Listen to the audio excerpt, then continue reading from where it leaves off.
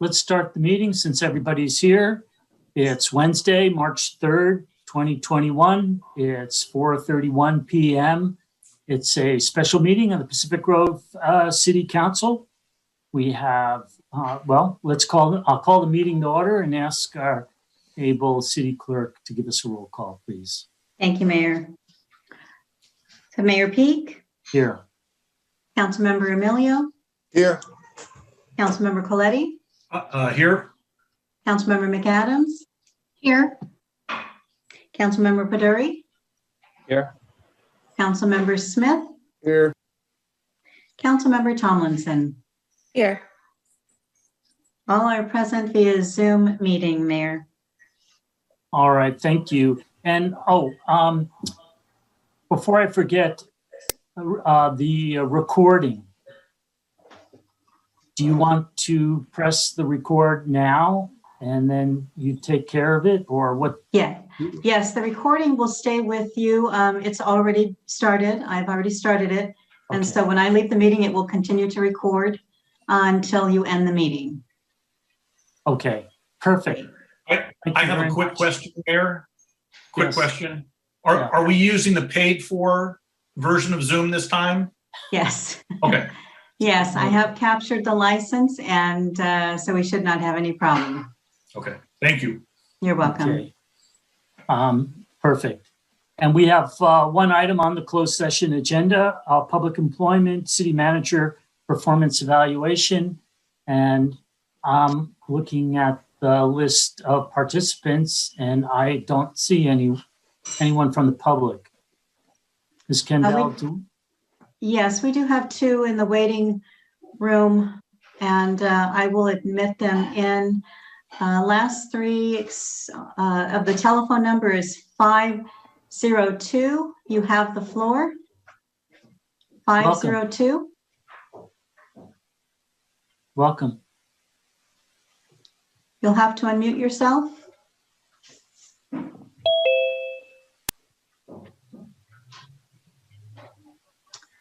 Okay. I'm not getting a response there. All right, can we go to the other person? Yes. Other person I have is, okay, I thought I had, Miss Doimer, you have the floor. Welcome.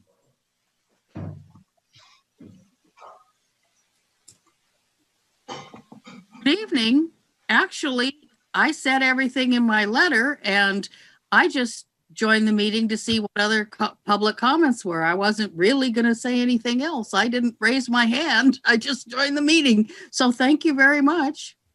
Thank you. Thank you.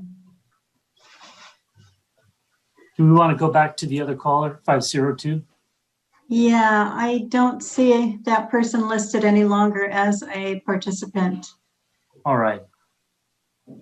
If there's no one else in the waiting room, There is not, with the, there's no one else in the waiting room at this time. Mr. Mayor, I joined this only to listen to public comment, and I will excuse myself whenever you wish me to. all right. Well, I think we're ready to go into closed session. Okay. So we'll see you, I have your phone if we need to call you. I will leave the meeting, and I wish you the best of luck. Thank you. Otherwise, we'll see you at 6. Good evening, everyone. It's Wednesday, March 3rd, 2021. It's 6:01 p.m. It's a regular meeting of the Pacific Grove City Council. Welcome. And I'll call the meeting to order and ask our city clerk to please give us a roll call. Councilmember Tomlinson. Councilmember Smith. Here. Councilmember Tomlinson. Present, sorry. That's okay. Councilmember Baduri. Here. Councilmember McAdams. Here. Councilmember Coletti. Here. Councilmember Emilio. Here. Mayor Peak. Here. Everyone present via Zoom webinar. Thank you. And Councilmember Pedori, will you please lead the Pledge of Allegiance? Sure. Everyone rise, please. I pledge allegiance to the flag of the United States of America and to the republic for which it stands, one nation under God, indivisible, with liberty and justice for all. Thank you.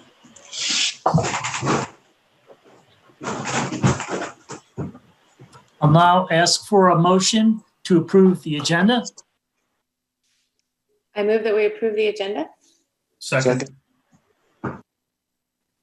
May we have a vote, please? Yes, sir. Mayor Peak, Aye. Councilmember Emilio, Aye. Councilmember Coletti, Aye. Councilmember McAdams, Aye. Councilmember Peduri, Aye. Councilmember Smith, Aye. Councilmember Tomlinson. Aye. Motion carries 7-0 to approve the agenda. Thank you very much. We've got one presentation. It's on SB 1383, Reducing Short-Lived Climate Pollutants in California, Organic Waste, in other words. And we have a presenter, Mr. Rob Hilton. Welcome.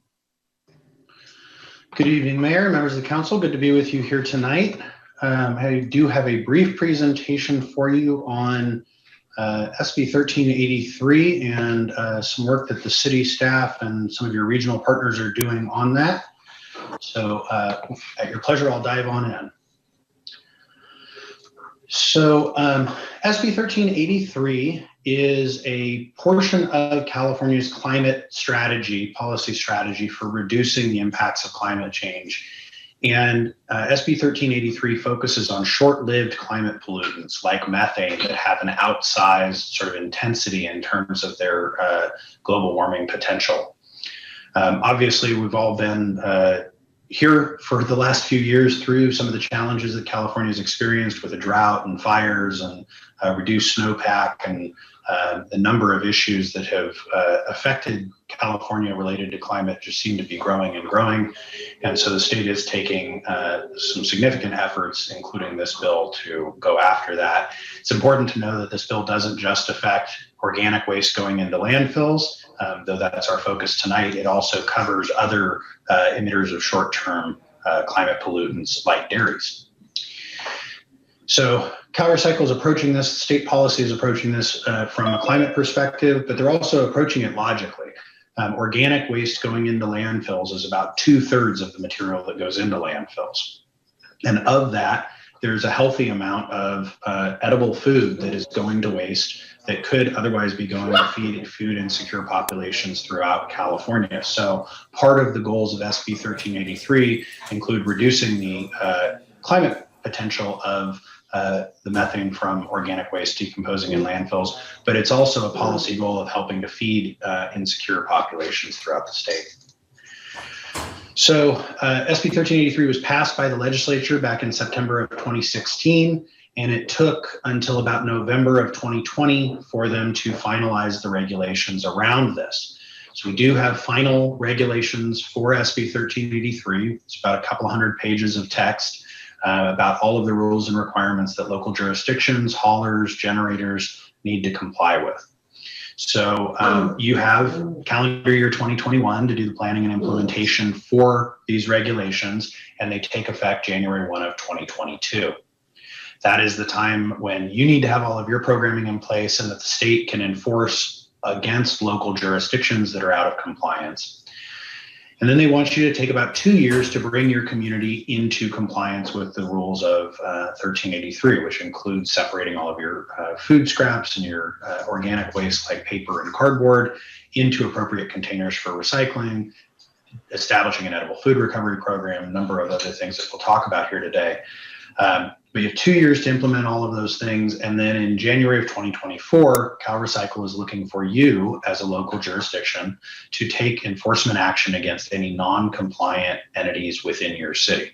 So anybody that's not participating appropriately in the recycling and organic system, they are expecting monetary penalties against those entities. All of that is with the goal of achieving a 75% reduction of organic waste in landfills by 2025 and a 20% recovery of good, healthy, edible food for people. So the next few slides will dive into the details of this, but basically by 2022, you need to provide an organics collection service to every resident and business in the city. That means provide the service. They need to have it, not offer the service if they want it. You need to establish an edible food recovery program, and that's focused on recovering edible food from your largest food service institutions and generators. At this point, think food distributors, grocery stores, things on that scale, very large. They want you to conduct education and outreach to the community to educate them about how to participate successfully. There are requirements for each jurisdiction to procure a certain amount of recovered organic waste product. We'll get a quota to close the loop. We'll talk about that a little bit more later.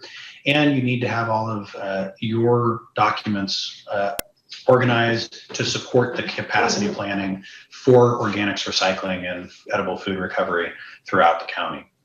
And then, as I mentioned, in 2024, jurisdictions are expected to start taking enforcement action against non-compliant entities, and there will be a few more edible food generators that come into the program. So we'll start to dive into some of the specific details. CalRecycle adopted this regulation in a manner somewhat similar to the stormwater regulations that cities throughout the state have been complying with, where there are minimum program standards. Doesn't matter what you're achieving performance-wise, they want to make sure that you're doing all of the input requirements. So among those is a requirement for a collection system that is compliant. And the good news is that in Pacific Grove, you already have a collection system that's compliant, using a 3-container service, separating the recyclables into a blue container and the organic materials into a green container. So that is already set up and established for all of your generators. The key will be to get multifamily and commercial customers that don't yet have recycling into that program.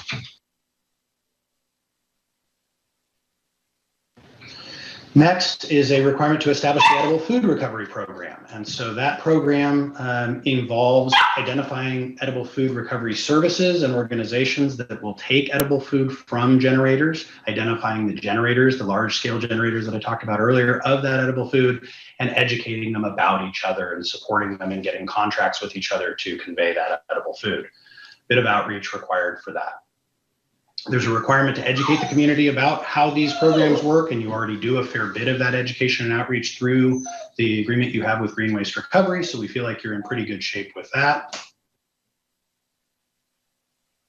And as I mentioned, there are requirements for procurement. So 2 pieces to this. One, procuring compost and mulch or energy that qualifies, and this is to close the loop. We're generating about 6 or 7 million tons more compost or mulch than we have historically throughout the state. It's going to create more supply, and the state's looking to create demand to support that. So each jurisdiction is going to get a quota based on its population, and it's expected to procure and use that quantity of this material. So you'll be finding places, hopefully in parks and medians and that sort of thing, to place this material.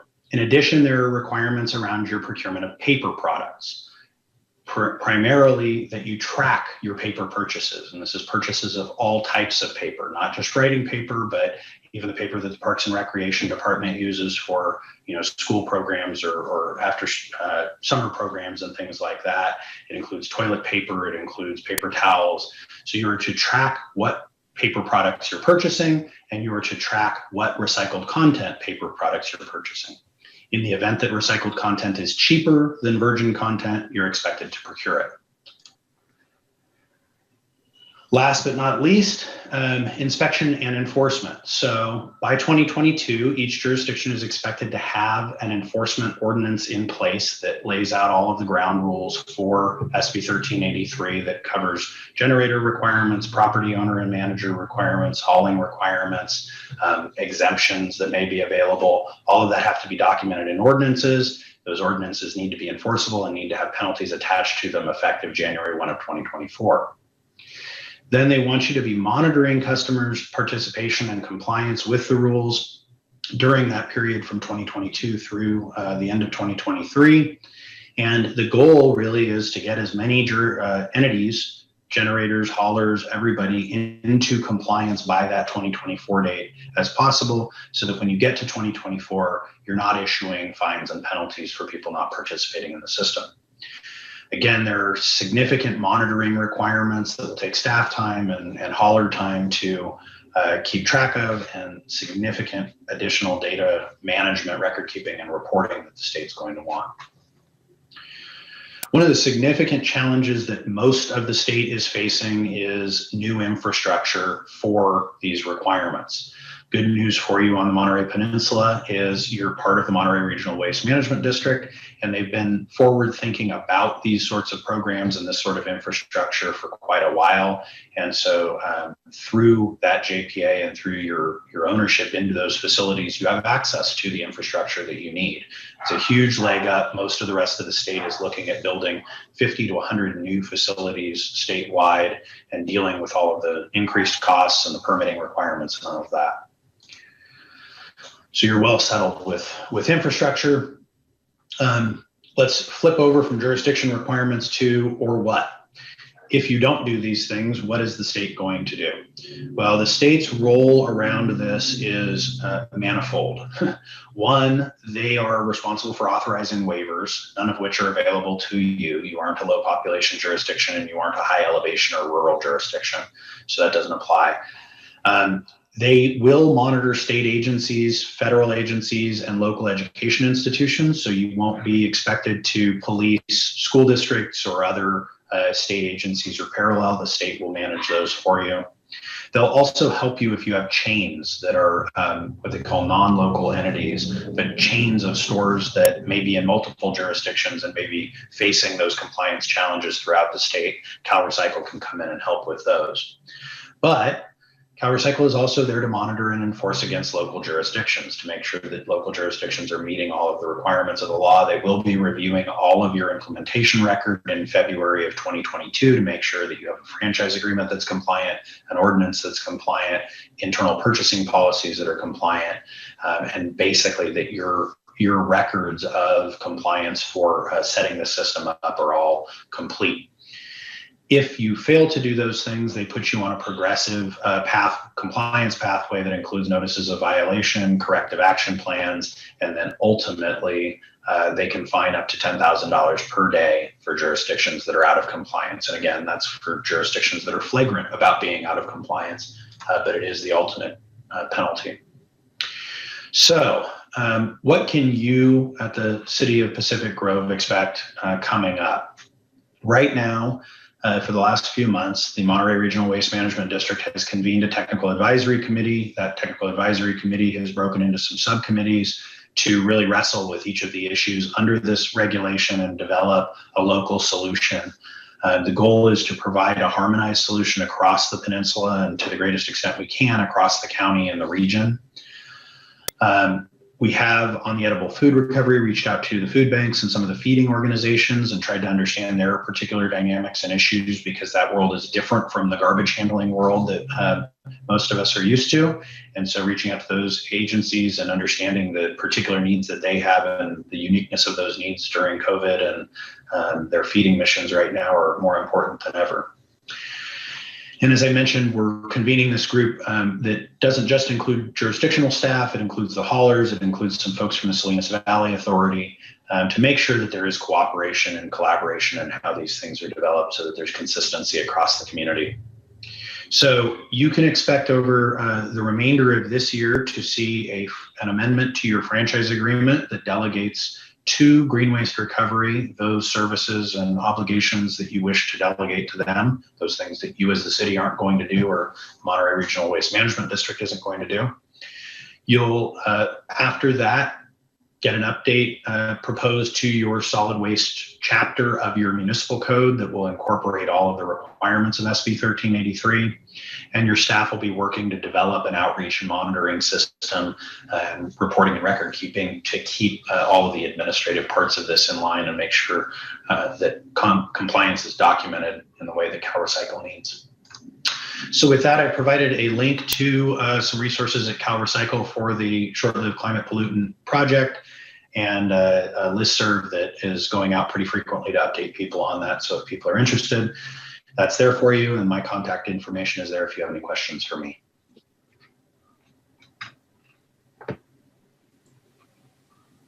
Thank you very much, Rob. Appreciate it. You could stop sharing your screen. Great. Well, hear from council members. If the public wants to make comments on this, please wait until general public comment. For now, we'll just take council member comments or questions. Let's see. All right. Well, thank you very much. I'll start off. Thank you very much for the presentation, and we do need to take steps to reduce greenhouse gases, and this sounds like it's a very necessary step.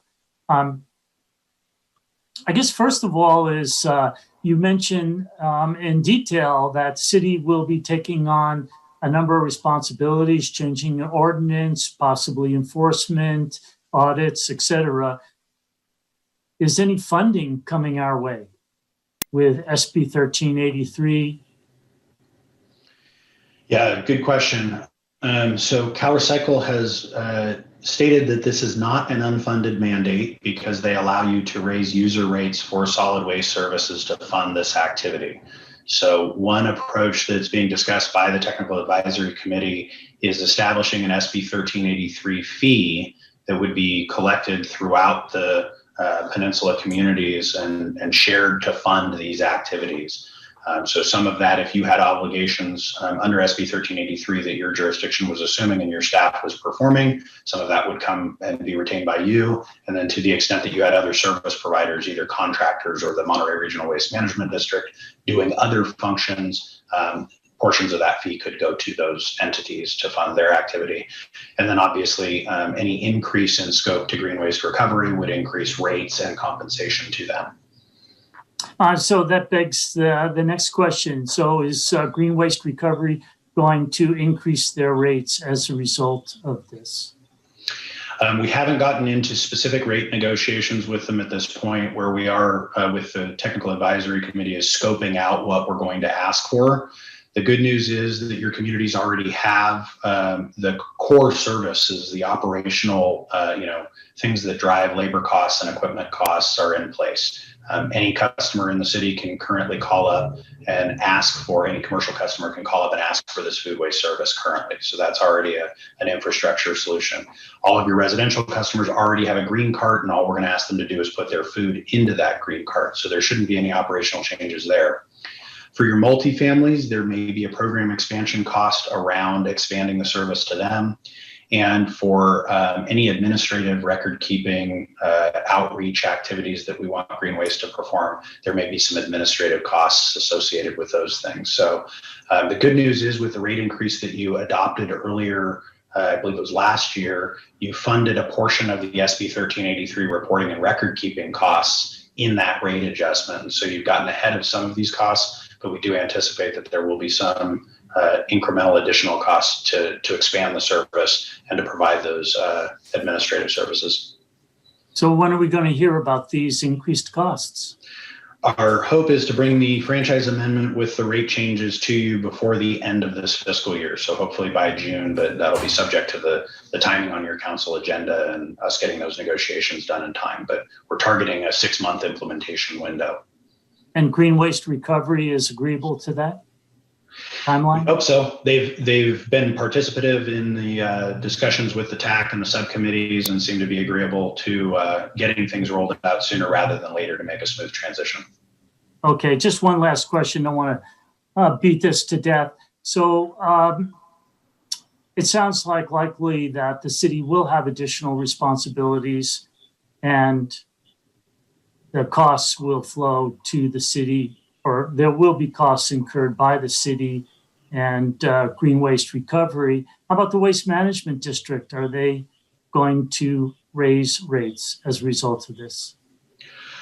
I don't think that they're intending to raise rates as a result of this. The Waste Management District has been developing and managing the infrastructure to handle this for a while. There are other dynamics going on with Monterey Regional Waste Management District aside from SB 1383 that they've been talking with their board about in terms of the overall financial picture and that. So we expect that they will continue to have rate adjustments based on their costs of providing the service to the community.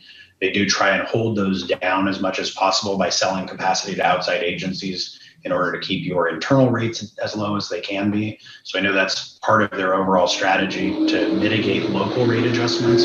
But as costs rise over time, we do expect that they will have some adjustments to their rates as well. Well, it sounds like we're probably overdue to hear from the Waste Management District on their plans and the impact on rates for our community. And I believe Councilmember Coletti, and then Councilmember Emilio. Thank you, Mayor, and thank you for the presentation, Mr. Hilton. These increased fees, are those going to be just a contract amendment through green waste recovery, or will this be some kind of Prop 218 process? How is that actually going to be handled? I don't want to get into the specifics of Prop 218, but it will be an amendment to your franchise agreement. The city has set up the franchise agreement as a subscription service, not as a property-based service. You have a private provider, private billing. The city is just a rate regulator. So we believe that a simple amendment and approval by this city council of those rates would make those rates effective. Okay, so a Prop 218 process, from what you're saying, would not be required. That's the path that the city has taken historically. I am not an attorney and I don't want to play one today. There are deep legal issues around that, but historically you've taken the position that 218 does not apply to these rates. Thank you. Councilmember Emilio. Thank you, Mayor. I guess, Rob, it'd be difficult but for the Pacific Grove residents, you wouldn't happen to know what the increase would be for that. No, again, we don't think there are significant costs affecting the residential sector here. The operational system is in place. And so if there are any costs, it should be, minor administrative record keeping, educational types of things, not hiring more people or buying more equipment, which is the expensive part of the system. Councilmember Tomlinson, and then Councilmember Pedori. Thank you, sir. And thank you, Rob, for the presentation. I just had a question around the waste management district and seeing the pictures, of them. The last time we talked to them a lot, because we have the single-use plastic ordinance that our town adopted, and talked a lot about composting and being able to get rid of what you're talking about, green waste and composting. And one of the reasons that residents weren't able to provide their waste to the waste management district through the green waste haulers was because they weren't ready to receive it. And so I'm assuming projects have been taken up and are underway in order to build that infrastructure. One, is that true? And two, are they expected to be completed per the timeline that you spelled out for us? Yeah, great question. So really the issue with not historically accepting food scraps into the yard trimmings had to do more with the markets that your composter sells into. They're selling their compost to ground crop farmers in the Salinas Valley who are very sensitive about product quality and product safety. And so they have historically not wanted any post-consumer food going into the compost system because of the historical salmonella and E. coli and things like that, concerns that those industries have.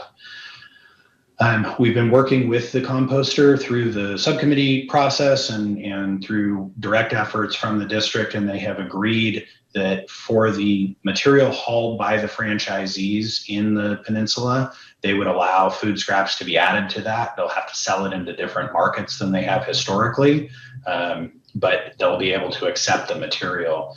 They'll be rolling that out community by community over the remainder of this year, sort of the second half of the year, progressively adding the food scraps through the peninsula. And I know your city has been one of the ones since 2013 or 2014 asking, when can we participate in this program? So I'm sure you're at the top of the list in terms of implementation timeline. I know that there has been a lot of interest from Pacific Grove. Councilmember Peduri. Thank you, Mayor, and thank you, Rob, for the presentation. When you started off, like you had provided a slide which said, which basically gave a breakup of the organic waste within California. Is it possible, or how is that slide arrived at? I mean, can we get a breakup of Pacific Grove, for example? We could do a breakdown of Pacific Grove, but it would require some study. So the state every 2 or 3 years does a statistically valid sampling of garbage throughout the state. They do thousands and thousands of samples, 200 pounds at a time, sorting through it and characterizing it and then weighing it in categories. So statewide, we have a great deal of confidence in the statistical validity of these numbers. As you drill down to individual regions and communities, the margin of error obviously in the statistics grows. So without doing a specific study for the city of Pacific Grove, it would be difficult to know exactly how you align with this. I suspect, for example, that Pacific Grove has done a much better job than the state at large at getting yard trimmings recycled. You know, you have a really mature, effective yard trimming program, so you probably have a little bit fewer yard trimmings in your system than statewide average. On the other hand, you have a very rich commercial base with lots of restaurants, so you may have more food in your system than some other communities do on average. So those individual characteristics of a community can drive it, but by and large, the 66% is a pretty good number, and we have a good sense of, you know, how much margin of error is in there. Got it. Thank you. Well, with no further comments, thank you again. And sounds like we need to hear from the Waste Management District and Green Waste Recovery in the very near future as work progresses on this. January 1st, 2022, we'll be here before we know it.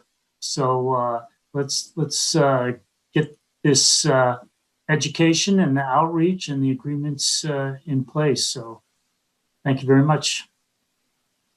And we'll move on to council and staff announcements. And we'll start with, we have closed sessions from last week. Mr. Laredo, do you want to do the honors there? Good evening, Mr. Mayor, members of the council, staff, and members of the public. The council did hold a special meeting on February 24th. At the end of the closed session, council directed me to make this announcement, that council directed the city attorney and city manager to initiate a legal proceeding. And once that proceeding is formally commenced, if not before then, the action, defendants, and details shall be disclosed.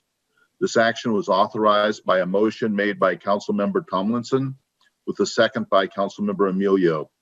The motion passed on a vote of 4-3. Ayes were Councilmembers Emilio, Peduri, Smith, and Tomlinson. Nays were Councilmembers Coletti, McAdams, and Mayor Peak. That concludes my report on that matter.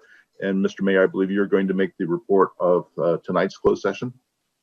Yes, and before I do that, I want to clarify, we had at the closed session on Measure L, we had considerable discussion on what the report out would be from this closed session. And I recall, and I verified by reading listening to the audio recording, that the report out would be the full motion that we passed. And I want to ask any council members if they heard differently or they disagree with that. So if Council Member McAdams, you have your hand raised. That's for a council announcement. Sorry, Mayor. Okay, does any council member disagree that the closed session report out was the motion, to repeat the motion and the vote? Okay. Seeing no disagreement, the motion was authorize the city manager and city attorney to proceed with litigation against CDTFA and to contract with Michael Cull and Tuno for litigation services. And the result of that vote was as Mr. Laredo described. Now, turning to the closed session from tonight, council met on the city manager performance evaluation, and we discussed process. And as a result and conclusion of that discussion, no reportable action was taken. And we'll continue this item for 2 weeks at the before the next regular session on March 17th at 4:30.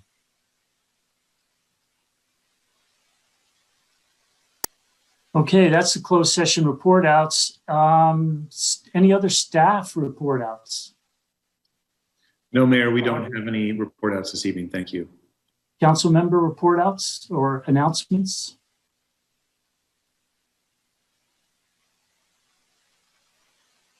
Councilmember McAdams. Thank you, Mayor. March is Women's History Month. And for this Women's History Month, I would like to acknowledge and honor all of the women and mothers who have continued to endure this pandemic. For the health and safety of our families, we are working from home. We have become homeschool teachers, and that's in addition to all of the other responsibilities that women carry. Thank you to the women who are essential workers, and especially those in the medical field.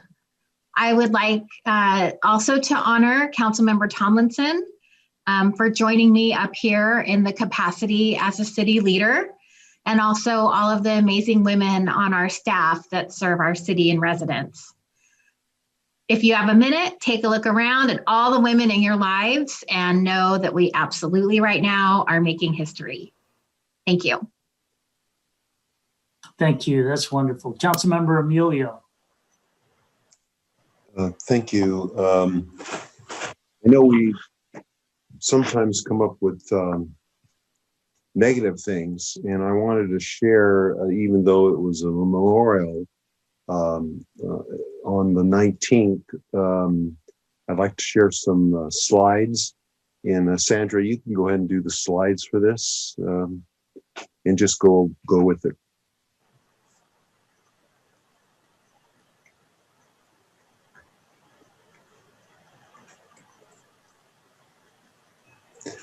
As she's going through the slides, this was an interfaith service for the victims of Monterey County, and working with Mo Amar with the Chamber of Commerce, we were able to put it all together.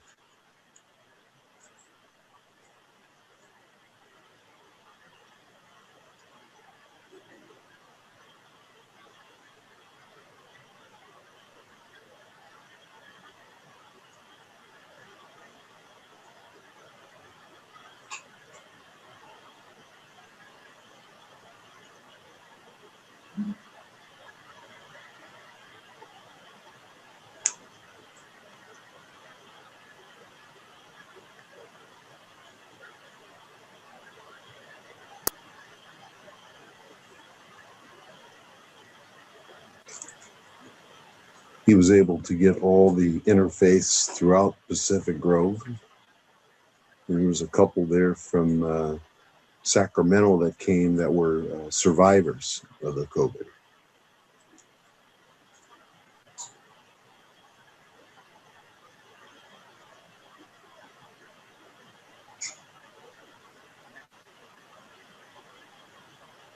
The fire trucks were able to get the flag up.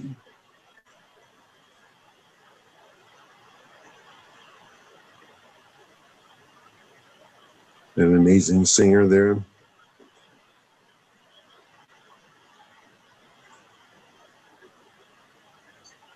And that concludes the report.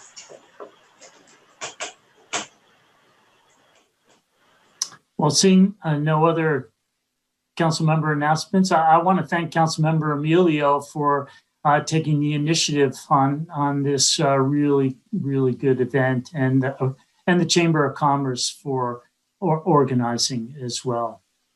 Also, turning to upcoming events, I want to thank staff for posting upcoming city committee meetings. At least looks like they've got them for over the next few weeks. Next week, the Library Board, the Economic Development Commission, and the Planning Commission will be meeting, and that's on the online calendar, and the Beautification and Natural Resources. And what I'm sure is soon to be on the calendar is 1 week from tonight, City Council will be having a budget workshop. That's Wednesday on the 10th, starting at 6 p.m. And with that, we'll turn to general public comment. Ms. Kendall, looks like we have one. We do. Dan Fernandez, you have the floor. Welcome. Can you hear me? Yes. Yes. Yes, thank you. I wanted to just say my name is Dan Fernandez, council members and mayor. Thank you for having me, giving me the opportunity to present briefly. I really appreciated the presentation given just a few minutes ago by the person from, it wasn't Cal Recycle, but I was trying to write down all his credentials. But what I wanted to say is I'm a professor at CSU Monterey Bay, and I've worked with the city of Pacific Grove in the past with my students on doing projects with the city in conjunction with city staff. And my students are actually working on a project that involves SB 1383 and helping Pacific Grove try to meet that mandate that's coming up, particularly with respect to education and in other ways that my students can be of help with that over the course of the semester. We realize that it's a very steep timeline to meet this mandate on the issue of compost and separating yard waste and food waste and having that available for pickup. And we're going to do our best to help the city as much as possible. At the same time, my students are going to be learning about the city and learning about this and seeing how they can help facilitate this mandate.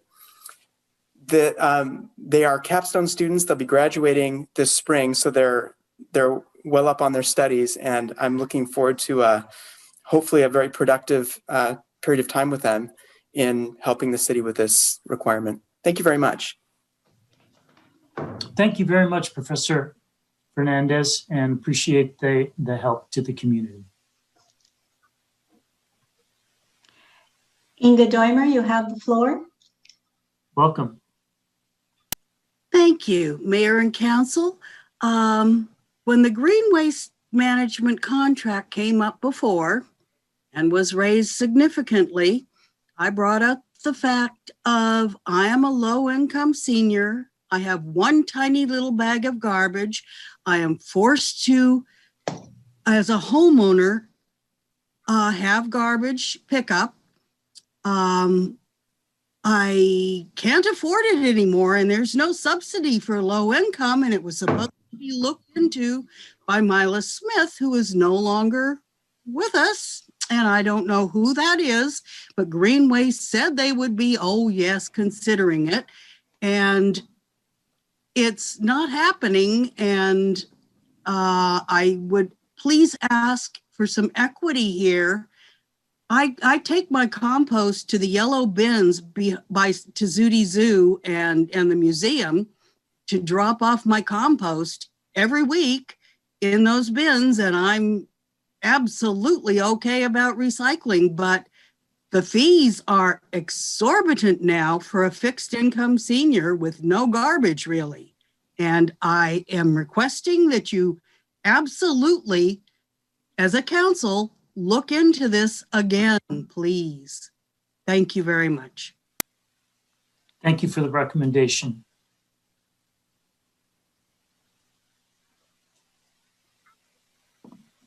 Do we have anyone else? I see no other hands raised, Mayor. Oh, I'm sorry, one just raised. Jill, please, you have the floor. Welcome. Yes, thank you very much. Thank you, Mayor and Council, for your hard work. I know you guys work overtime. I'm really appreciative of that. And I sent in a couple of letters about parking, and I appreciate the 2 council members who got back to me. I would just like to reiterate for those in the public who may not know that, especially in looking at going forward with our recycling and how we're going forward in terms of progressing, Pacific Grove seems to be a little behind the times in terms of our ordinance regarding parking. I did a little comparison. Carmel, for motels and hotels, has a 1-to-1 parking ratio, 1 parking space for each guest room. They are 1.6 square land miles. Monterey, 8.5 square miles, land miles, a 1-to-1 ratio for both motels and hotels. Even Marina, 8.8 square land miles. They have a 1-to-1 ratio on both. However, Pacific Grove has a 1-to-1 ratio on motels, a 1-to-4 on hotels. The problem with that is what could happen, not what may happen, because maybe the builders or the people or the powers that be add more spaces. But right now, Hotel Durrell, which is in question, has the right with 116 rooms to only have 29, let's up it, 30 guest parking spaces. 30 spaces. The rest of them overflow onto our streets. We have parklets right now. We're hoping to get more business downtown. It's really just, we shouldn't consider that. The ATC Hotel, 225 rooms. They have the right to have 57 parking spaces for 225 rooms. I would really like each council member to do their part if this gets revisited back at council. And I thank especially one council member who wrote to me about this, that maybe this is an ordinance whose time has come. And I really think it has. Additionally, I would like to even participate with SB 1383. I'm concerned the Last Chance Mercantile is still closed. That was a great resource. Where do these recycled products get bought into? Who buys these recycled products? Great, we're recycling, but who's buying the products? Where do we get our composting from? We can't do it right now because Last Chance Mercantile is closed. We've got to have a place when we do all this great recycling that these products are going to be used. So I encourage the effort, but I say we have to think it through and let's put those plans in place. And hey, I'm raising my hand here. I'm here to help. Recycling is a big monkey for me. And guess what? So is parking. So on that parking note, I sign off and thank you. Over and out, as my dad says, whose birthday is approaching March 7th. He'd be 110, Midway hero whom I praise and think about. Go, Dusty, go. Thank you. Thank you. Mayor, I see no other hands raised. We'll now move on to the consent agenda, and I'd like to pull, as usual, item 9A, local emergency actions to be heard immediately following the consent agenda, and items 9D and E, which are the ATC project planning services. And I suggest that we hear them as 12A and B, unfinished and ongoing business. We move the capital improvement program recap to 12C. Councilmember McAdams. Thank you, Mayor. I'd like to pull 9F, like Frank. 9F, okay.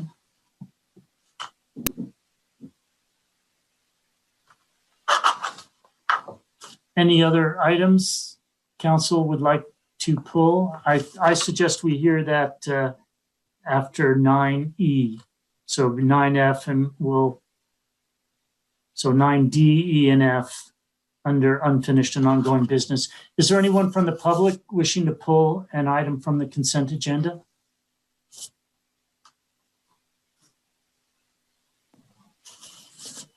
I see, Mr. Mayor. See none. All right.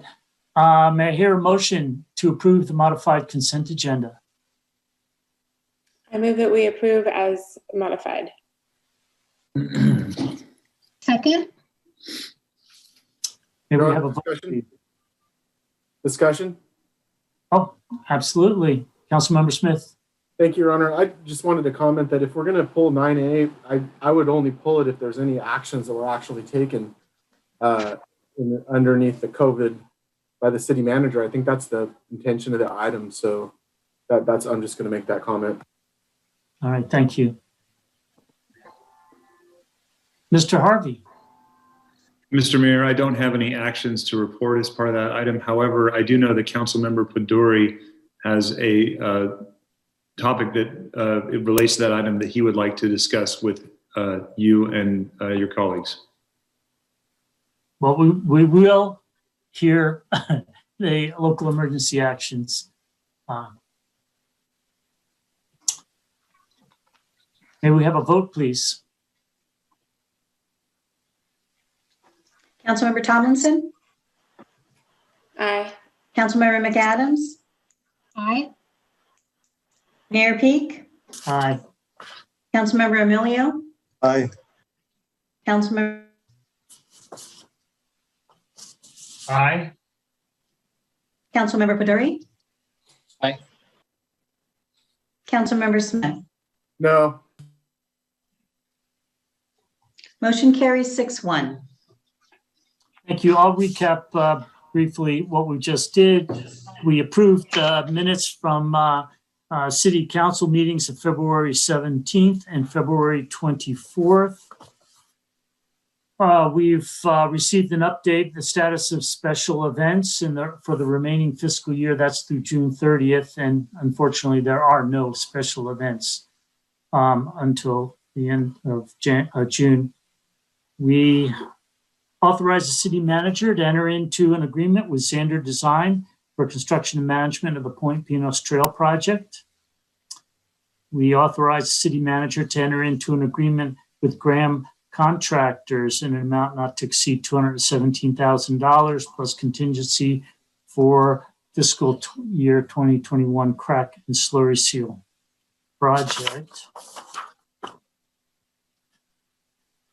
We've received the annual draft progress report for a general plan improvement from Ms. Aziz. Let's see, have we? I think we approved it also. I know we've received it.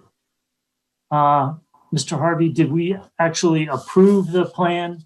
Is that a council action? I'm sorry, Mayor, which item? I apologize.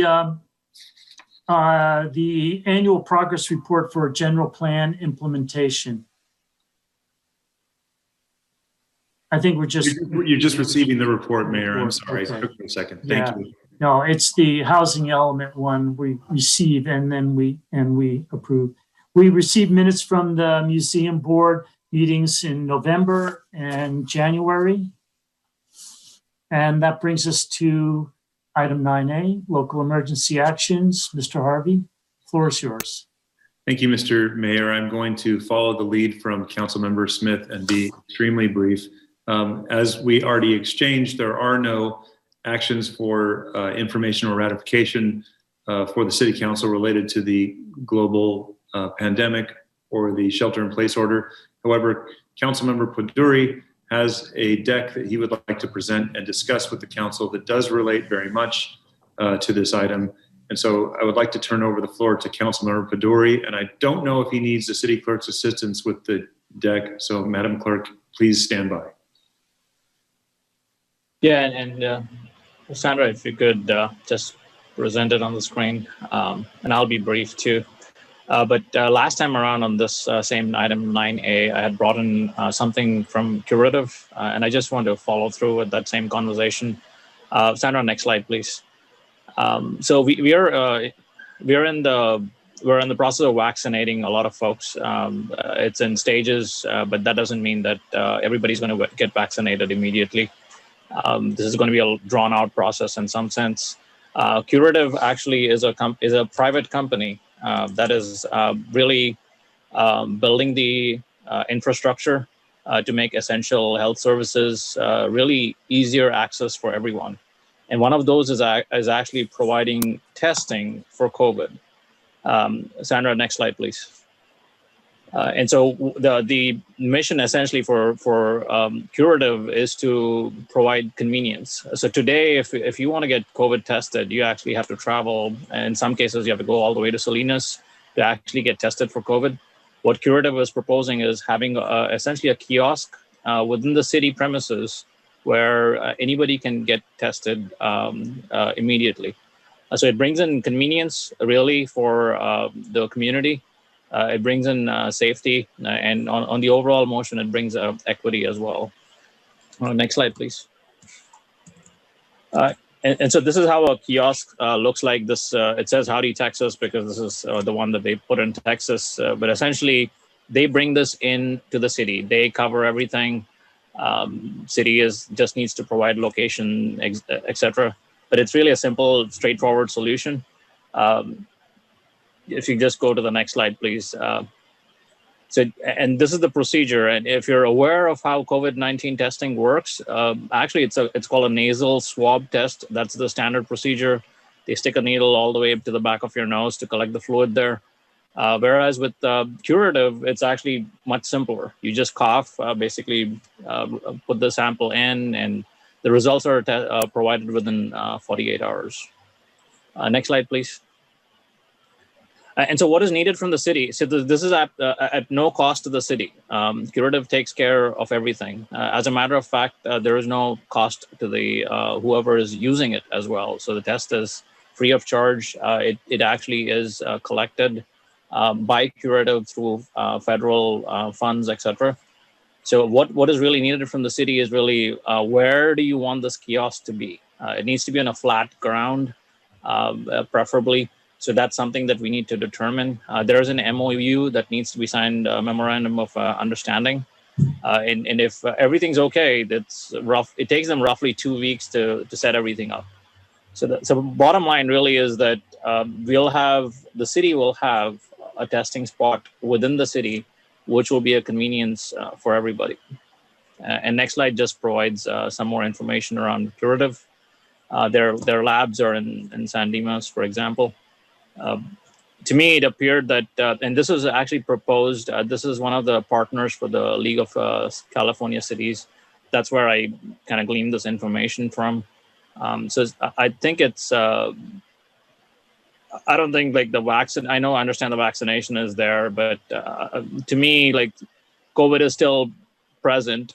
We need to do our due diligence. We still need to wear masks. All those like come into consideration. And I think testing will, within the city, will add a layer of convenience for the community. Thank you.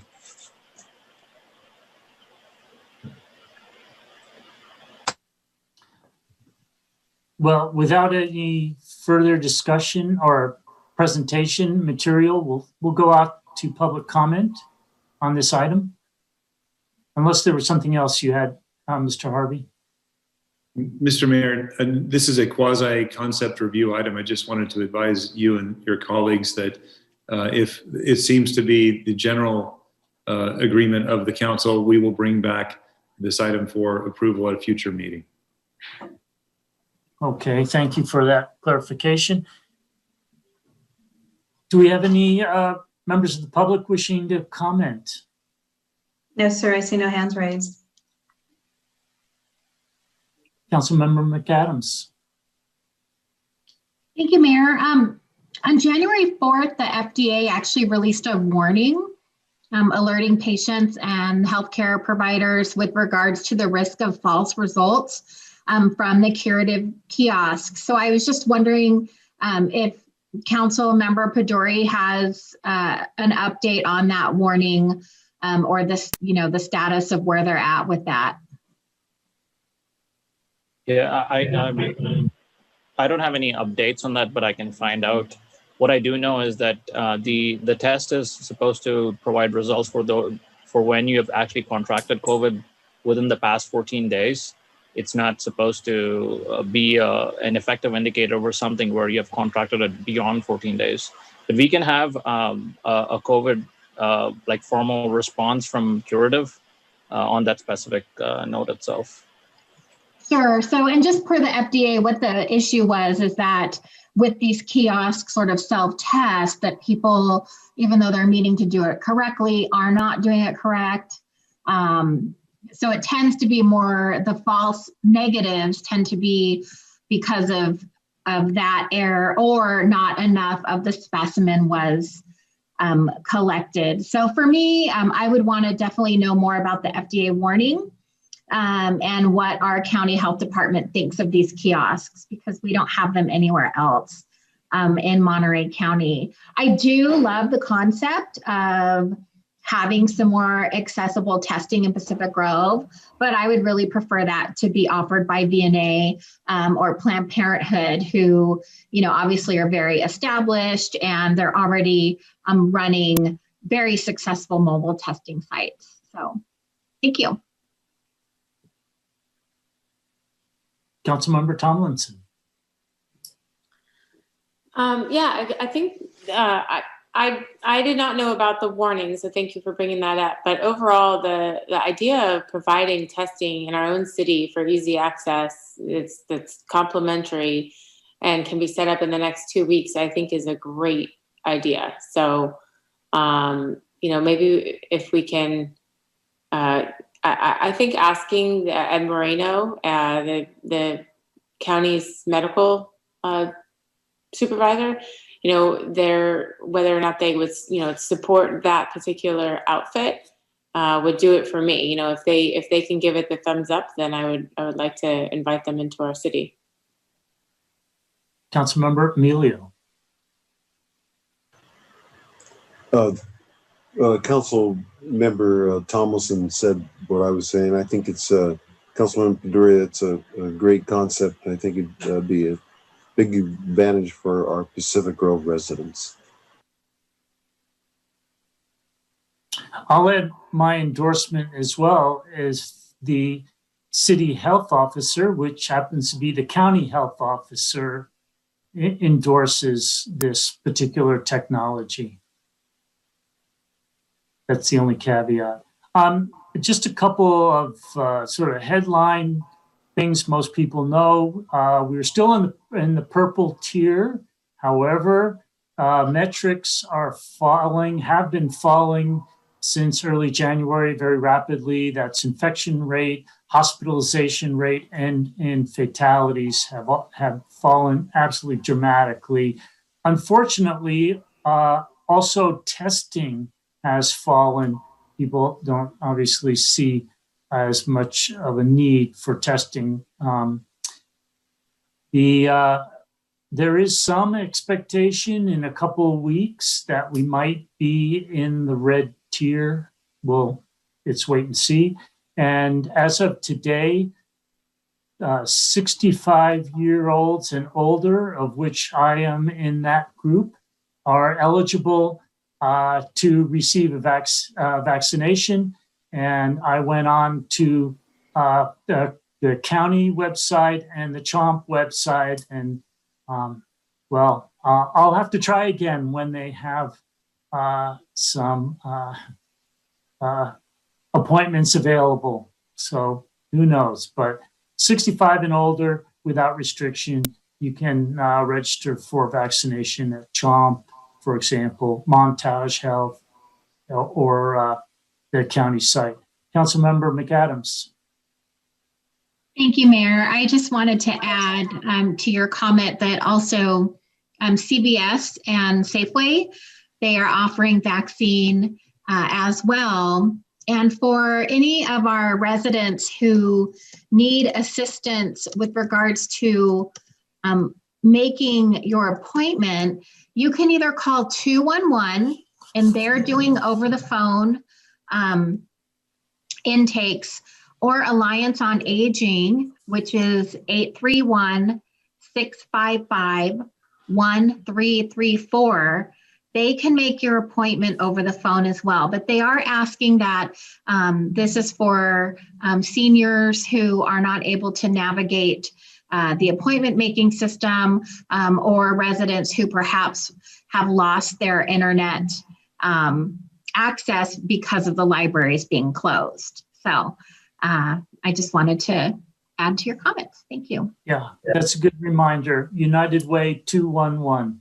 That's your entry point. We'll now turn to item 11A, a fiscal year 2021 mid-year budget modifications and first reading. Director Hannah, welcome. Good evening, Honorable Mayor, Council. Hold on one moment. Are you able to see my screen? Yes. The item that I have for you this evening is to provide a mid-year budget report and the first reading of an ordinance to amend the budget. Before the presentation begins, I wanted to share a couple of items from the tentative financial calendar. The budget workshop or special budget study session is scheduled for next Wednesday, March 10th. The local water project business plan meeting, we had to push that back a little bit in working with negotiations with the golf course tenant on capped rates for the recycled water. That will be moved back until April. And we've listed both budget meetings in June because we're getting a little bit of a late start this year.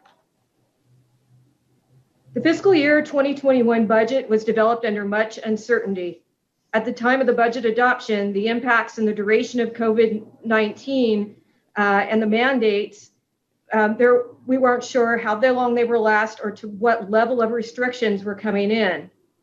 Previously, there were some discussions of whether we would say a U or V-shaped recovery. However, now at some of the local municipal finance officers conference, there's been some discussion of a W-shaped recovery with maybe 2 steps forward and 1 step back, even though there's some optimism with the vaccine. The items that are included for key changes include updates for anticipated revenue performance, addition of approximately $130,000 for a local early action planning or LEAP grant and a regional early access planning REAP grant and the corresponding expenditures within the community development department. While not listed on this PowerPoint, the budget also excludes the projected revenues associated with Measure L that were originally in the amended budget for $250,000. This budget does not include continuation of the 5% furlough. It does include a half-time office assistant in the community development department. This position does not increase the number of full-time equivalent positions or FTEs, as there was an equivalent position that became available as part of the Public Works Department restructure. The budget also includes the reclassification of a vacant office assistant within the Recreation Department to be a recreation coordinator to provide the department with greater flexibility. This also includes the adjusted revenues and expenditures for the building services contract and community development. The following slide provides an overview of the general fund. At the adoption of the fiscal year 2021 budget, the city was originally projected to have a fund balance at the end of the year at $7 million. The budget was amended at different times during the year for contract carry forwards, an increase in the fire contract, and an adjustment to the furlough. This slide shows the amended ending fund balance of $7.2 million. These proposed adjustments adjust the fund balance to $7.5 million. Part of it is due to an increase in the beginning fund balance. As we close the financial statements, we came in better than anticipated due to some reductions in expenditures. And our revenues in this scenario are increasing by $671,000, while our expenses are increasing by $652,000. For a net increase in our ending fund balance, where we're coming better by $267,000. So what does this do in relation to our general fund reserve target? Our target would be $8.2 million, close to $8.2 million. And our difference from the target is $660,000 below that amount. The fiscal stability section of the reserve calculation is highlighted for reference. because these funds were specifically set aside to use in situations such as this economic downturn. The city is primarily funded by tax revenues, with TOT, sales tax, and transient occupancy tax representing just under 70% of the city revenues prior to taxes. The total projected revenues for fiscal year 2021 is now $22.4 million. These core revenues are key factors in maintaining the city's fiscal sustainability. We are currently monitoring them on a monthly basis. Information related to these core revenues will also be presented separately within this presentation. To note some of the key differences in the changes from the original to projected estimate, property taxes are anticipated to increase by $200,000. At the assumption of the budget, staff took a conservative approach to projecting property tax increases and elected to include a 2% increase. However, based on the city's first payment received from the county assessor's office and additional information learned by talking to the assessor, this revenue has been adjusted to reflect this new data. TOT, or transient occupancy tax, there's still a lot of uncertainty, and I'll share a slide with you showing how we built some of the projections. Due to the recent shelter-in-place mandate and declines in performance during the impacted months, the revenue estimated was reduced by approximately $151,000. Sales tax has also been adjusted for greater than anticipated performance. However, it is still below the prior year amount and the pre-COVID-19 projection. The $250,000 for Measure L was removed from the estimate, and it was replaced with approximately $324,000 of existing revenues. And later in this presentation, I'll share with you some of the information that we've used to assist with that projection. The license and permits and charges for services category includes building permit fees and planning fees. Both of these revenue sources were impacted by a major development project as well as increased construction. The revised revenues take into consideration the time needed to review a large project, which is planned to contribute $150,000 above the average monthly revenues within those categories. If this does not take place, a similar reduction in building contract expenditures would occur. Just a very quick overview of property tax trends. Property taxes have increased fairly steady with a growth rate at approximately 4.5%, which is below the 3-year average of 6.2%. A reduction in property taxes was not anticipated as a result of COVID in the fiscal year 2021 budget. However, we took a conservative approach in projecting the budget. The city receives property taxes primarily 2 times a year, with a minor payment in April and a minor payment in June and 2 larger payments in December and April. Based on the first receipt in December, as well as rising home valuations and sales, and conferring with the assessor, the secure property category was anticipated to increase approximately 4% higher than the prior year. And you can see that that trend is fairly constant over the last couple of years. In relation to sales and use tax, we've had lots of irregularities with that revenue source. A lot of them have been due to timing differences associated with some of the state delays in payments, as well as unwinding of what was previously called the triple flip, that when there was a delay with the last payment. Most of the fiscal year 15-16 and fiscal year 18-19 have been impacted by those timing differences. The fiscal year 19-20 revenues include a partial quarter and 1 full quarter of revenues that was impacted by COVID-19.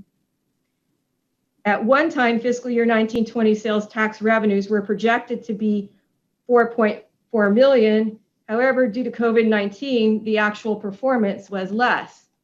So in looking at that, we are projecting $3.7 million in revenues And what this is based on is just looking at some of the trends that we are seeing, as well as comparing our trends and projections with that of HDL companies who assist with our sales tax program and is in regular consultation with the state.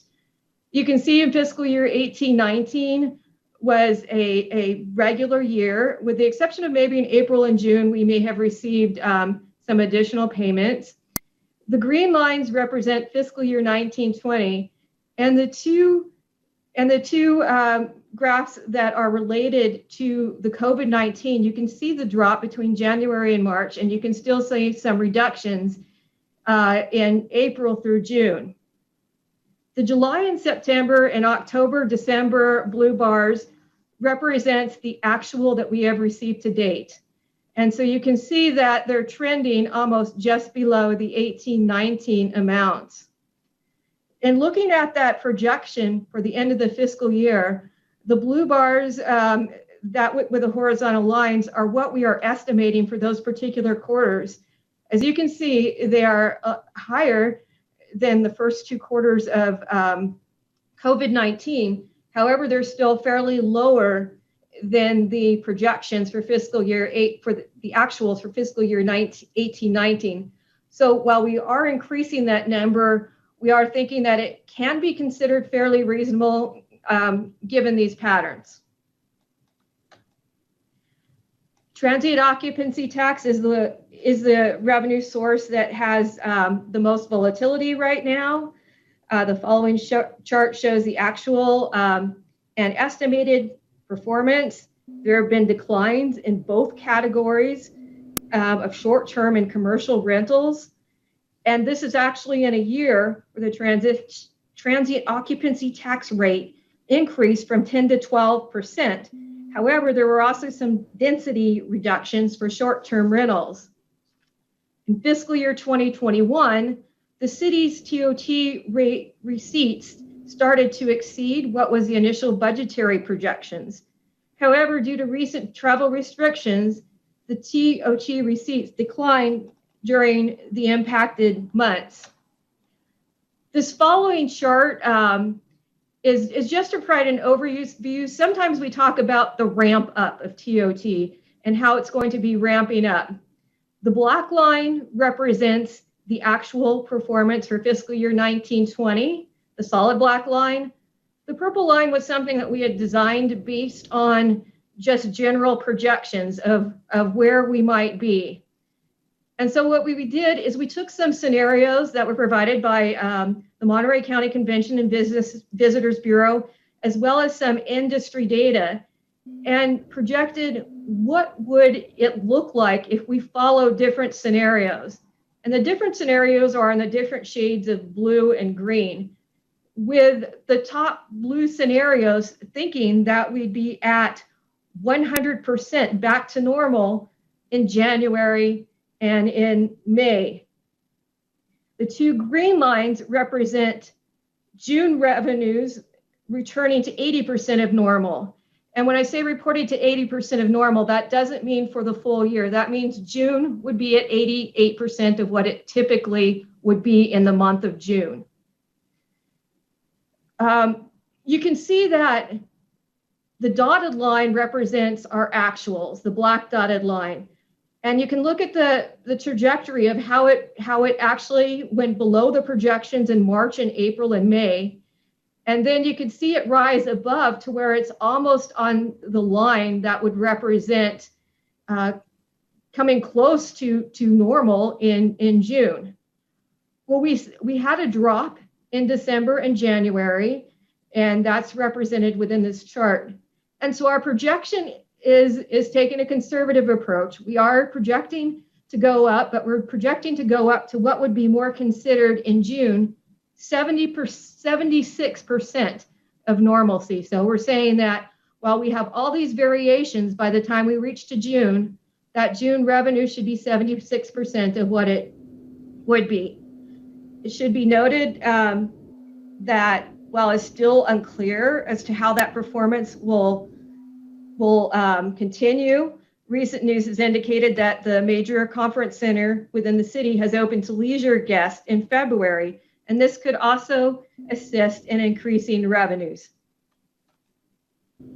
This slide is just to provide an update. There was some initial concern expressed about the building and planning fees, whether there's going to be sufficient revenues to cover the building contract expenses.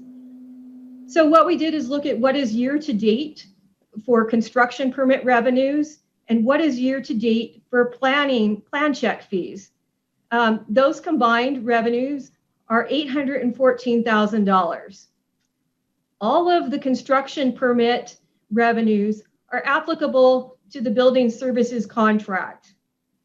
Of the plan check fees, community development is estimating that approximately 38% or $138,000 is applicable to the contract. So total to date against the contract would be about $588,000. If we look at 4 months remaining, what are typical trends? Construction permits are typically $40,000 per a month, and then plan check fees are typically about $8,000. So for the remaining 4 months, we think we're going to get another $192,000 in just from regular activities. There's also a special project for $150,000 that's anticipated to come in, and that brings us close to $930,000, or close to the point of the contract prior to the contingency. In expenditures, $24.1 million is estimated before the end of the year, which is approximately $1.8 million greater than revenues. While salaries and pension costs are close to 60% of the expenditure budget, there are still additional funds to cover reduced operating costs and a capital program investment of $500,000. This $500,000 amount transferred to the capital improvement fund allows the city to meet maintenance of effort requirements to receive additional funding for street projects. To review some of the key changes in expenditures, the Community Development Department has a net increase primarily due to the addition of the grant costs, as well as the increase in the building services contract expenses. The Police Department had a lot of changes due to COVID-19. An officer that was 70% funded, or approximately $70,000, was previously charged to a separate fund with reimbursement from the Pacific Grove Unified School District. Due to COVID-19, the services were needed and that officer's costs were assumed back into the general fund. There were also some significant requirements, and during the commander recruitment, there was no overlap, which would typically help save in some of the retirement cash outs, and then the adjustment for the furlough. This is also offset by some of the savings within Public Works, which has identified some contract savings. They've had some position vacancies this year, and the recent restructure also reduced some of their cost. The reductions in recreation are primarily due to savings in seasonal positions in the first half of the year, as well as vacancies. You'll see the $50,000 increase in transfer, and that's related to the new Small Business Assistant Grant Program. In other funds, changes in budgetary estimates are all listed within the second attachment. There are also decreases within the Hospitality Improvement District revenues and expenditures. When the Hospitality Improvement District originally brought their budget forward, we had not done any adjustments at that time for COVID-19. Updates to capital improvement, sewer, and areas of biological significance projects. And as mentioned earlier, the reductions in revenues expenditures for the officer that was in the Supplemental Law Enforcement Services Fund. We had also received a retroactive restatement of insurance premiums from CARSAC, the city's prior workers' comp and liability joint powers association. And this is the second year that we've had an adjustment, and it relates to how they had calculated our premiums for the year, and then later did a true up where we owed additional funds. The city is now working with a different JPA, and we are hoping that this will not be the situation with this organization. And also, we know there are adjustments pending to the local water project. We want to prepare those budget adjustments along with the business plan presentation. And with that, I conclude my presentation.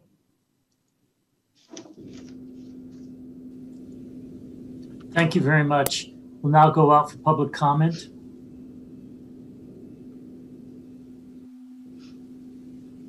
I see no hands raised, Mr. Mayor. Let's just give it a pause. There were a lot of numbers to digest very quickly. Okay, council member comments, discussion. Councilmember Pedori. Thank you, Mayor. Tori, as usual, fantastic presentation. Thank you. Just quick question. The 250K that was adjusted for Measure L. Previously, we had allocated 250K for the last quarter, right? And therefore, we're deducting that. Is that correct? That is correct. We are deducting it, and we're adding in an update for this year's sales tax revenues. Okay, got it. Thanks. Councilmember Smith. Oh, thank you, Your Honor. So, yeah, I think the upshot is that, I mean, we had a lot of good information here. But I mean, given the circumstances that the world has gone through in our state and country, I'm pleased that we have what we do have. Sorry, get some kids screaming in here. In another room, of course, sequestered away. But I think that we have some money in the bank. That's a good thing, and so we just have to kind of be happy about that in this timeline, and that we can work towards regrowing it again. So I'm not speaking to any of the specific items that Tori mentioned tonight, but I think that overall, that's my take on it, that, you know, a financial stewardship over time has proven to be effective, and now we're in a better position. Thank you. Councilmember McAdams.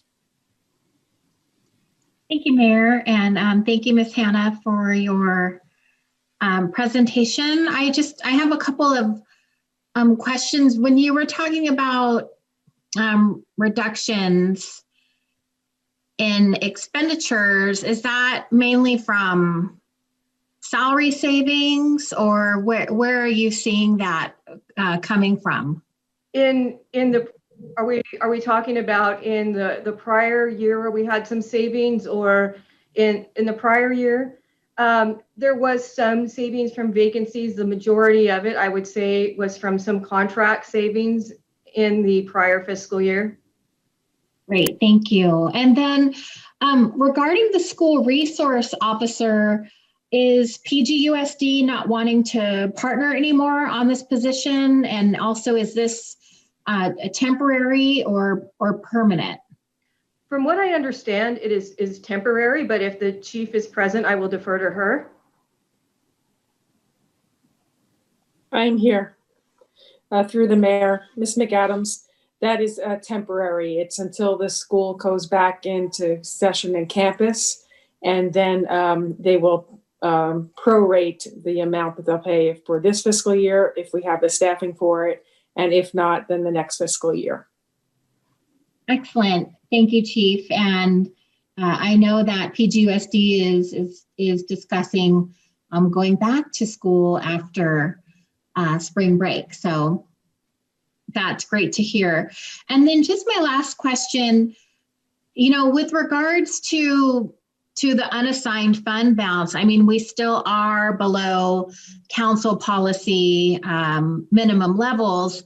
Is there a plan to begin supplementing that? Or, you know, I mean, as far as like saving a little bit here and there where we can, I mean, is there any sort of plan in place about putting some more money into our unassigned fund balance? That could be a discussion that happens. There are a couple solutions that other cities are using is, for instance, like when we came out $248,000 to the better, it could say that if there's monies that are to the better, that gets reallocated to fund balance. Sometimes that if it's a continuing situation, you may go a couple of years before you're able to set something up. You can set up a 5-year plan. Another option could be is, as we look at water sales, and also talking about it in relation to the local water project for the entitlement sales, perhaps X amount could go to the local water project, X could go to regular operations, and a portion could go to the replenishing the reserve levels. And that could be a discussion that possibly comes out at the budget study session. Great, thank you, Ms. Hannah, and thank you actually for bringing up the local water project. So right now, any water entitlement sales, that revenue is not automatically going back to sort of help the sustainability of the local water project or repay the sewer fund. Is that correct? That is correct. We have not officially made the decision. I know there was talk of allocating from a large project that full amount to the local water project.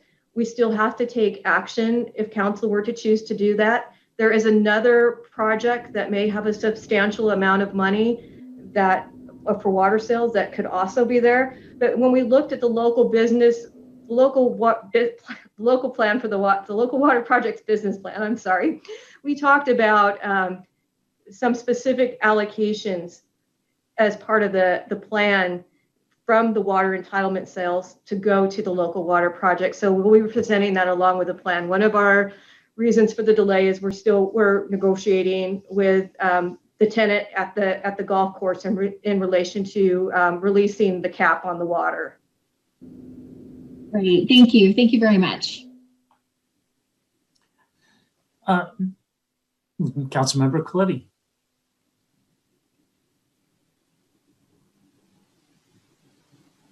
You're on mute. Thank you, Mayor. Just to be clear, we were preparing, or we were forecasting 2 quarters of Measure L revenue at $250,000 each.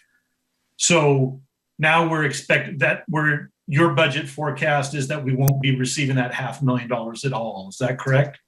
We were originally in the amended budget through the mayor. In the amended budget, we had 1 quarter in for $250,000. We did remove that from the budget. Yeah, I remember the original estimate was we were going to start collecting the tax in January 1, and then later that got moved off into April 1. Right. When we did amend the budget, we only amended it for 1 quarter. Is this this proposed amendment, it will maintain the 5% furlough? Is that correct? That is correct. I was kind of interested in seeing the sales tax revenue as it fluctuated through this COVID, through the pandemic that we've experienced. One of the things that was mentioned, I think HDL prepared a report of some kind that said 70% of the sales tax in the city was borne by non-residents. That doesn't seem to jibe now with the figures we're seeing from the sales tax revenue, because of course during COVID, not many non-residents were here. So it's good to see that the local economy is being supported by residents primarily, not the other way around. You mentioned the water project sales, the entitlement sales. As I understand it, there's 2 projects. One is already we're carrying paper for. That's the Goodies condo building, and then I guess the next expected major sale, would be to the Hotel Durrell. Is that correct? That is correct. Okay, thank you. One other point here, we did get behind with Airbnb. We weren't actually receiving payments. It was the other way around. We got in the hole with them because with our voluntary collection agreement, we we collect the TOT at the time of booking, not at the time of occupancy. And what happened is we ended up through cancellations, through Airbnb cancellations due to COVID, we ended up having to pay Airbnb money back. Now, have we paid that money all back, and now are we starting to receive funds? We are. Mhm. I'm sorry, through the mayor. Yes, we are receiving it. Our last payment was approximately $20,000, and I believe it was for the month of December or January. It's not to say that I don't know if anything will come of this last shutdown, but it looks like we did receive a last payment. Okay, so we're out of the hole with them. Yes. That's good. One thing it looks like, and this is something that's interesting to me, is that it looks like the community development department is experienced a bit of a boom, aren't they, as far as their workload and associated fees that will be collected for that work. Is that correct? Through the mayor, yes, that is correct. It's largely the response of the development. But when we look at even sales tax revenues, the building and construction category is seeing an increase as well. I'd probably look to the community development director to see if she wants to provide some additional information on that. Yes, please. Thank you. Thank you, through the mayor. It's what Ms. Hannah said is correct, and I think there was some information that came forward in the amendment to the 4-leaf contract at the last hearing that unexpectedly the building industry did receive a building boom during COVID. So there's been a tremendous response and uptick in building permits and also planning and entitlements as well. But the staff capacity, we are doing our best to accommodate this uptick, but wanted to thank you for amending the 4-leaf contract at the last council hearing to continue to adequately address the demand. Thank you. Thank you, Director Aziz. So it's fair to say that your office, your department is actually seeing more work as a result. Is that correct? Through the mayor, yes, I think that's a very fair statement. Okay, thank you. Well, I appreciate hearing this information, and it's my understanding that the community development director, or department rather, had lost a full-time employee, a management analyst. So when I'm hearing that we've got these expectations for services from the community development department, and we've actually downsized the department as part of their current budget, that has me concerned. So I would like council to consider staffing up in the community development department and to reinstate the position, the management analyst position. And I think I'll bring that forward in next week's budget discussion. But if we have a greater load, if we have greater services we need to provide the public, and we're downsizing with employees, that's the wrong thing to be doing. And I do not want to see the community development department overworked to the point where they're just not able to provide the services that are actually being paid for by the permit applications and the fees. So there's a lot of work that they do, and I just think when we're ramping up demand, we shouldn't be ramping down staff. So those are my comments. Thank you, Mayor. Let me jump in here. I also want to thank Director Hannah and the staff for a very thorough accounting. I love the thorough accounting of all the fund balances and why they changed, and the projections during the year.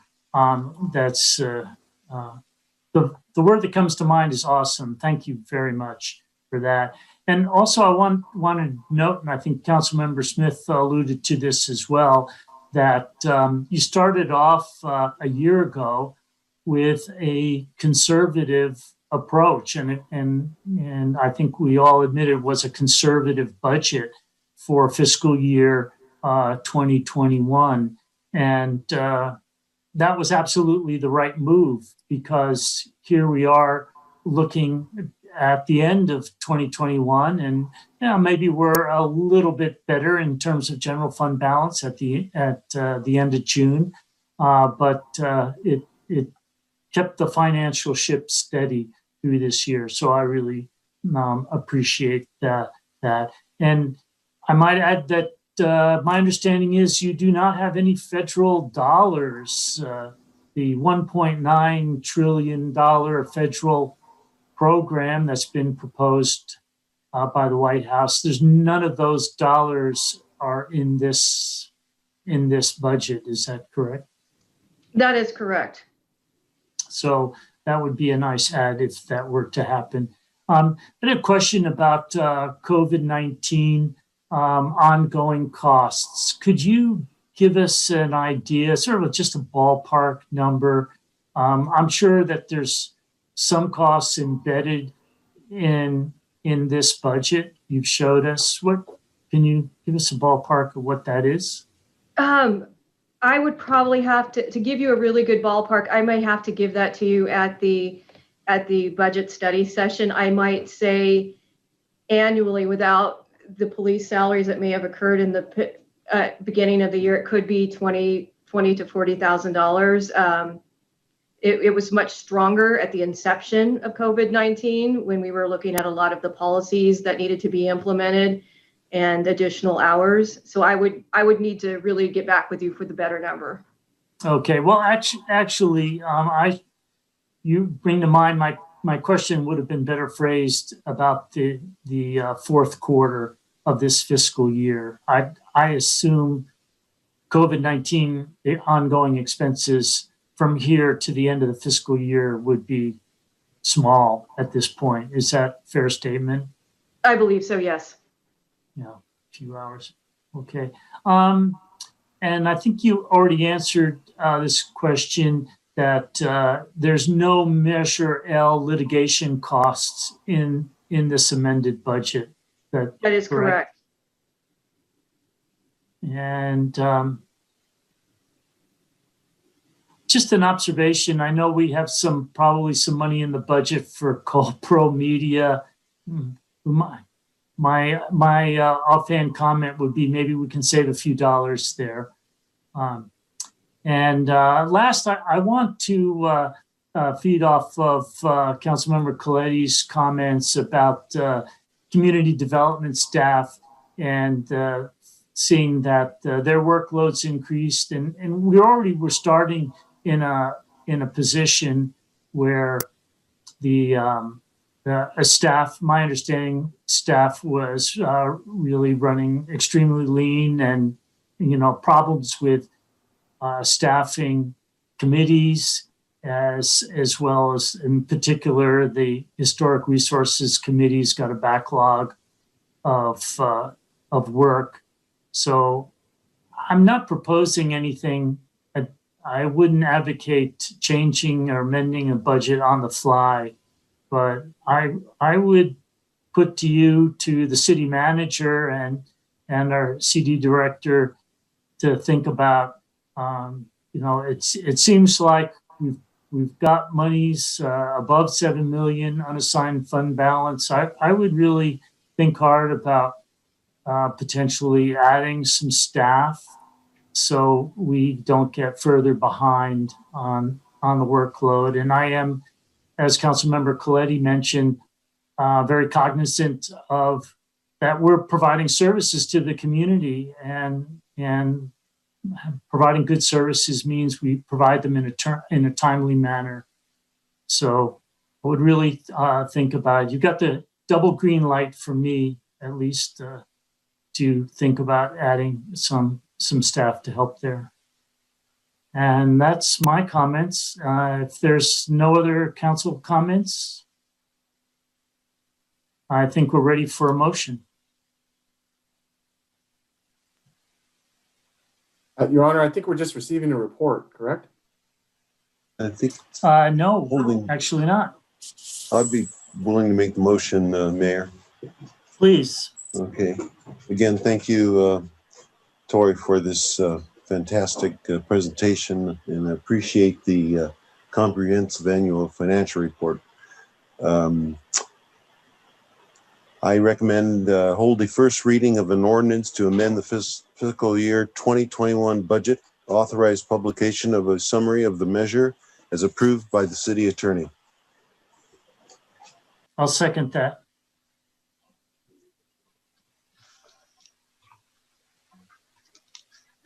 May we have Thank a you, vote? Mayor. Councilmember Emilio, Aye. Mayor Peak, Aye. Councilmember Coletti, Aye. Councilmember McAdams, Aye. Councilmember Paduri, Aye. Councilmember Smith, Aye. Councilmember Tomlinson. Aye. Motion carries 7-0. Thank you very much. We'll now move on to the former item 9D, amendment number 1 to HR and Associates contract for planning services. Director Aziz. Yes, through the mayor. Welcome. Thank you. I'm just wondering if we should hear both 9, 12A and B together jointly because they are related, or I'm happy to do them separately as well. I think jointly is an excellent suggestion. Okay, great. I'll go ahead and just do a verbal report on them jointly. So before you, the 2 items are both related to the American Tin Cannery development proposal that was submitted to the city in June 2019. Again, due to the complexity of the project and the staffing levels at CD, Community Development Department, a outside consultant was contracted to help with the planning entitlements. Mr. Rob Mullane of HR and Associates was selected and has been working under contract on this particular project, proposed project, since that time.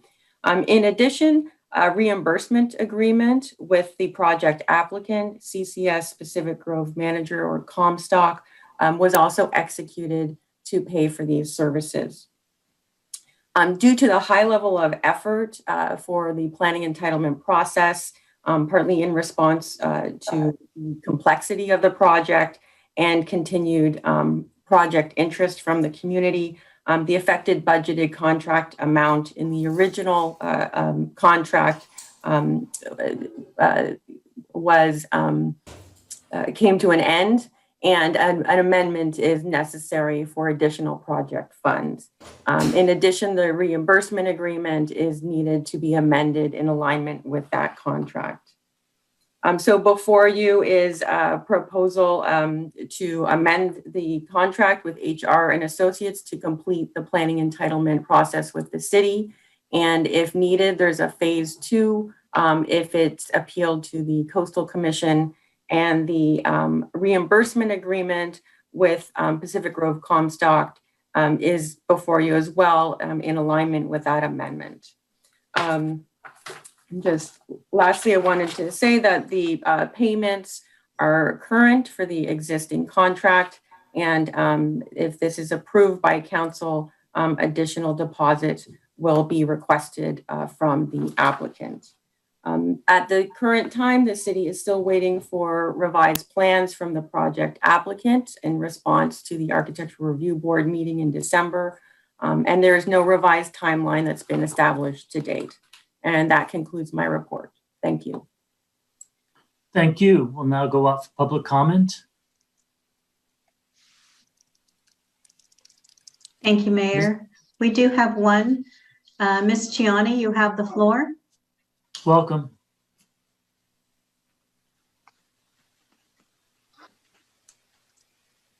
Now, yes. Okay. Transparency and competence at the city are very much in question after continued disregard of the consultants and staff's responsibility to provide the public and review bodies with timely and accurate information about the ATC project.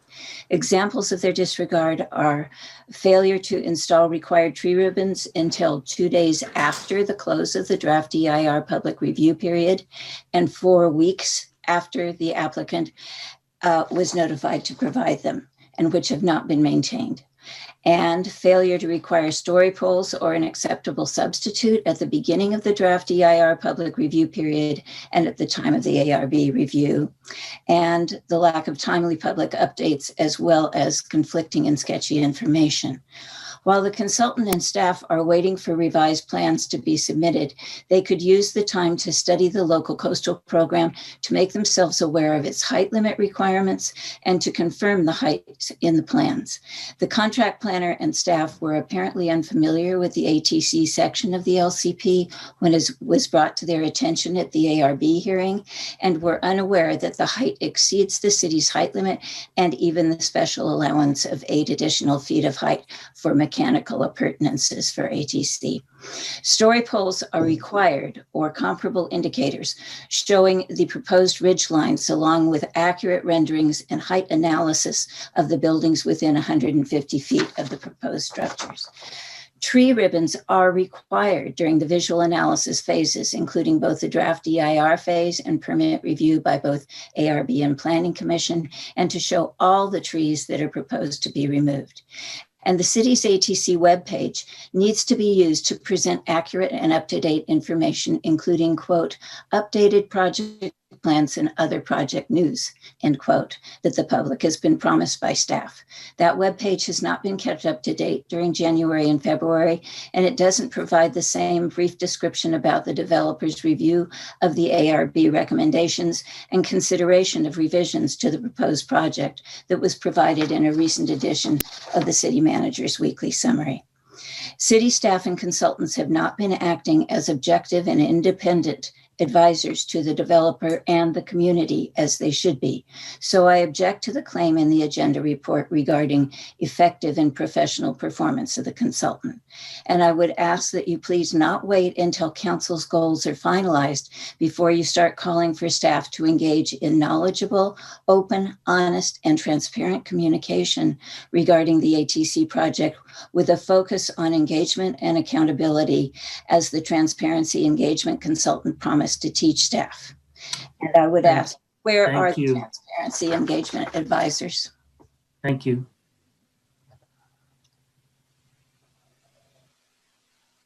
Do we have another person for public comment? Yes, Mayor. Inga Lawrence-Doimer, you have the floor. Welcome. Thank you. This is absolutely right. It has been pulling teeth to get anything in a timely manner from this consultant. I'd give him an absolute F grade. Failure in all accounts. Failure to notify the public, failure to actively adhere to any kind of public awareness in story polls, tree things. We've had to drag everything out. We've had to complain to get hard copies. We've had to, it is like such an effort. If they really want this project, then why aren't they upfront about it? Why can't they keep a website up to date? Why can't they keep us informed? I mean, it's driving me nuts. And it should not be this way. If they really want to put a good project in Pacific Grove, they should be actively working with us to get a good project. So, I mean, I'm not happy with this consultant, and I don't know why Comstock is. And yeah, I want to see both reimbursement. I mean, the expenditure and the reimbursements. I absolutely want to see the signed copies concurrently posted on the city website, fully signed and executed. And for that matter, I lost my train of thought. Anyway, it's not going well, and we deserve better. Thank you very much. Thank you. Do we have anyone else? There are no other hands raised, Mr. Mayor.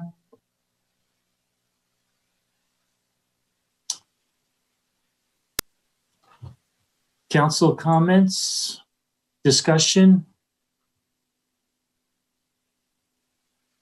Councilmember Coletti. Thank you, Your Honor. So as I understand it, there's an escrow fund that's been established as part of this reimbursement agreement. Is that correct? I'll ask that, I guess, of Director Hannah. I'm sorry. I just threw that one out there into the wind. What, through the mayor, what we have is a deposit. It's not a separate fund, but is a deposit account where we request up to so many dollars to hold. And then from that deposit, we draw down monies to pay for the invoices as they come in. So if we are holding somewhat of a bank of $100,000, we'll draw down each time an invoice comes in and send a statement at the end of the month to ATC and I'm sorry, to the developer. And then we would at that point continue to draw down until we reached a replenishment threshold. At this last point, we decided that we were not going to request based on that replenishment threshold, but just the amount to finish that contract. So right now we are holding approximately $51,000 in the fund for invoices to be taken against to conclude this phase of the reimbursement project. Thank you. So has this deposit account ever gone negative? I don't know. It has not gone negative. It has been to the point where we had to bill them, and that has been closer to the end of the project. And there was some discussion as whether we would bill them for the full amount. So there has been a point when we did have to bill them for some additional funds.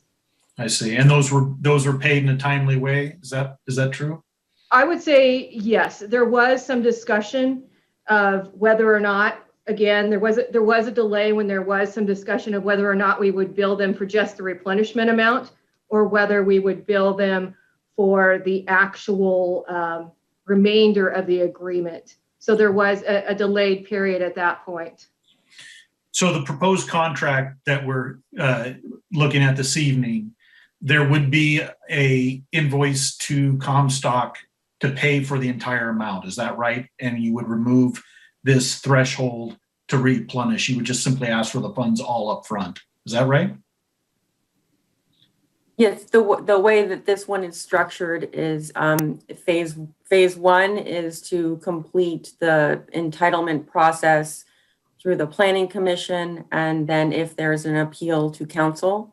Yep. So we would get all of the funds to complete the process within the city's jurisdiction and authority. And then there's a phase two, should it be appealed to the coastal commission, that would be another deposit that would be requested. Okay. Did that happen? Thank you. That makes it clear to me. I haven't been overwhelmed necessarily by the transparency from this consultant, but I'll save those comments for a later date. And that concludes my questions for now, Mayor. Councilmember Peduri. Thank you, Mayor. I just wanted to understand, we clubbed two items together. Does that mean Comstock is on board with the payment? Yes, they've had the draft reimbursement agreement, and the city's received no comments back from them. So yes, and they've been paying the deposits in accordance with the original reimbursement agreement. So there's expectation that they would continue to do so, if depending on the council action for the amendment as well. So yes. Okay, thank you. Councilmember Smith.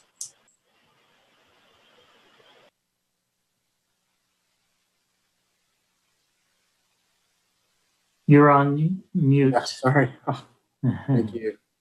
I read lips, but not very well. Well, that's good. I wasn't saying anything bad, I promise.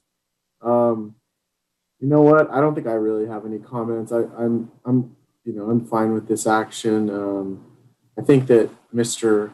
Our consultant, Rob Mullane, has done a nice job keeping people informed about the project, actually. And I know, and that is actually part of transparency. The whole Cole Pro, I think that's a topic for a different day. Certainly seeing issues there, but yeah, I'm happy that we have someone working on that is answering questions for the public as to HR and associates. And I think that's really important that people are getting those questions answered. And I do think that relates to transparency. Let me see here. And then as to the agreement, just going to take a look at this again.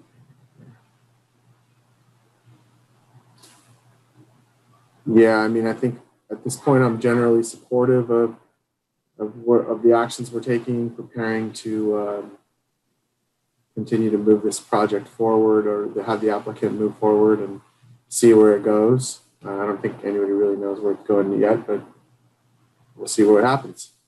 Thank you.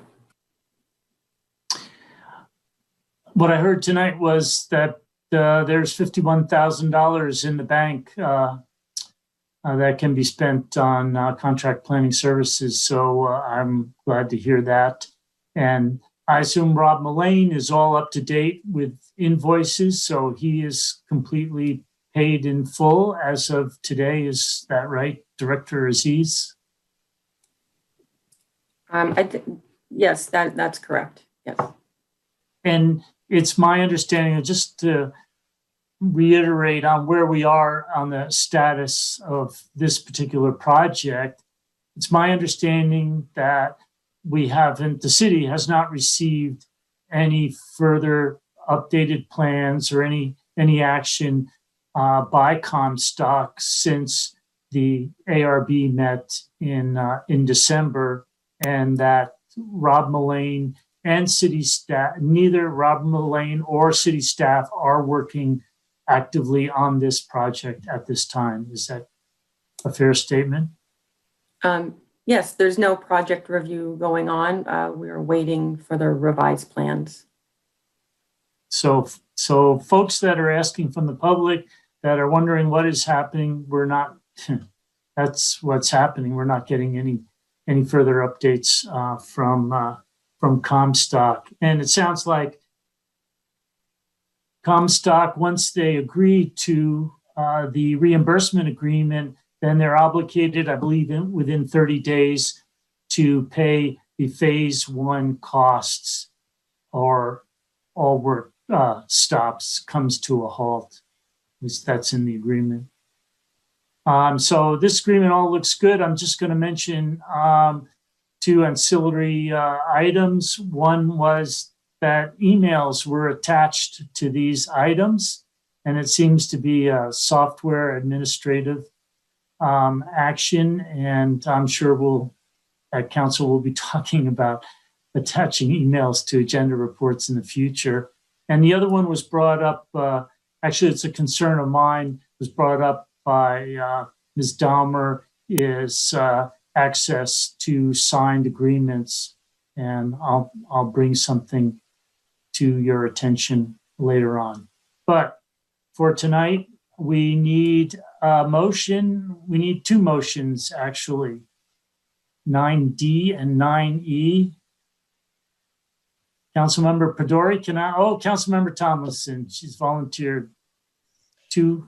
I move that we motions, authorize the please. city manager to enter into amendment number 1 to the agreement with HR and Associates, specifically Mr. Rob Mullane, AICP principal, for continued contract planning services, and the amount not to exceed $82,000 and a 20% contingency for a total amount of $98,400. And I authorize the city manager to execute a reimbursement agreement for contract planning services with CCS Pacific Grove Comstock. Second. May we have a vote, please? Yes, sir. Councilmember Tomlinson? Aye. Councilmember Emilio? Aye. Councilmember Smith? Aye. Councilmember Peduri? Aye. Councilmember McAdams? Aye. Councilmember Coletti? Aye. Mayor Peak? Aye. Motion carries 7-0. And that is as to the new 12A and 12B, formerly 9D and 9E. So I will combine those two actions. Thank you very much. We'll now take a 10-minute break, returning at 8:13.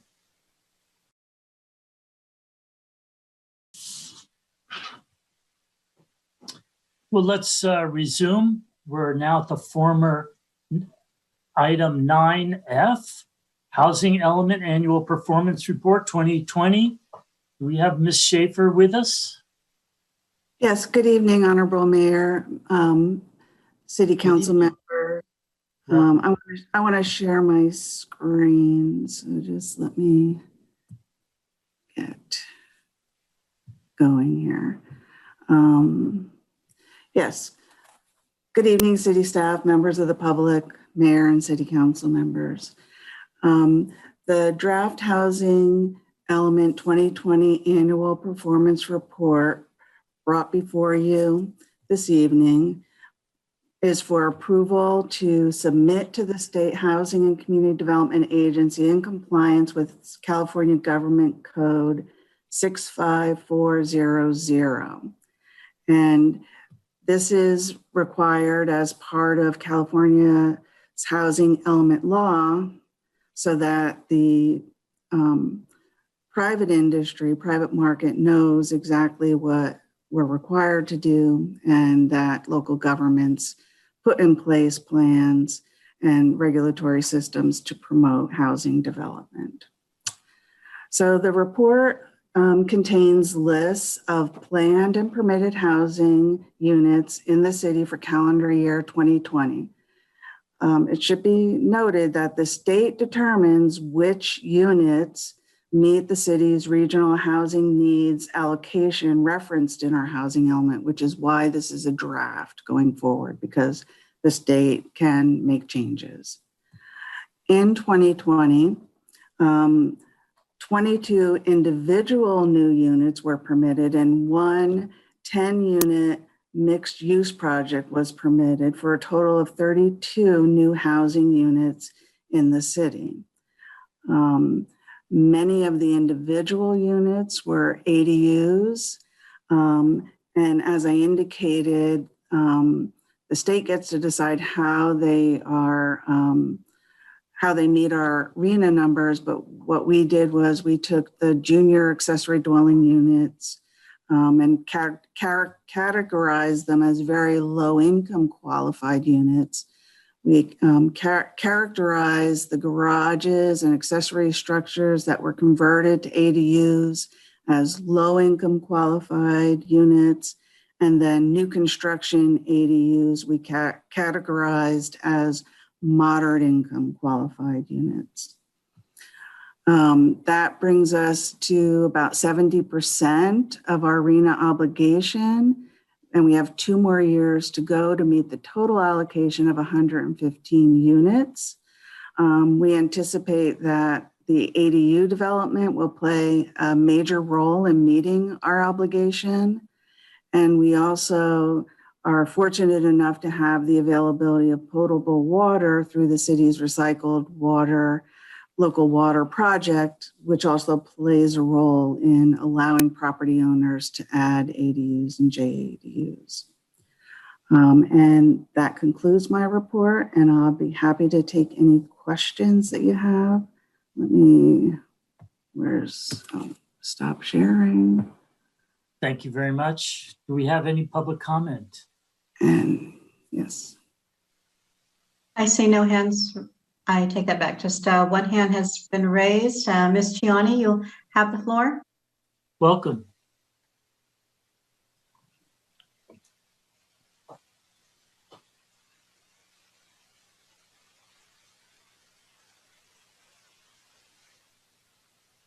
Okay, now can you hear me?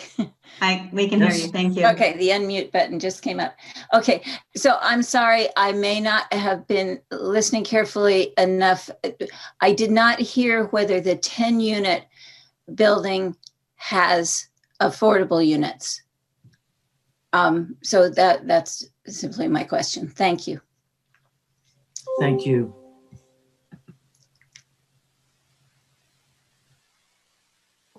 I see no other hands raised at the moment, Mayor. All right. Councilmember McAdams. Thank you, Mayor. Thank you, Ms. Schaefer and your staff. I know you ladies are working really hard, and it shows.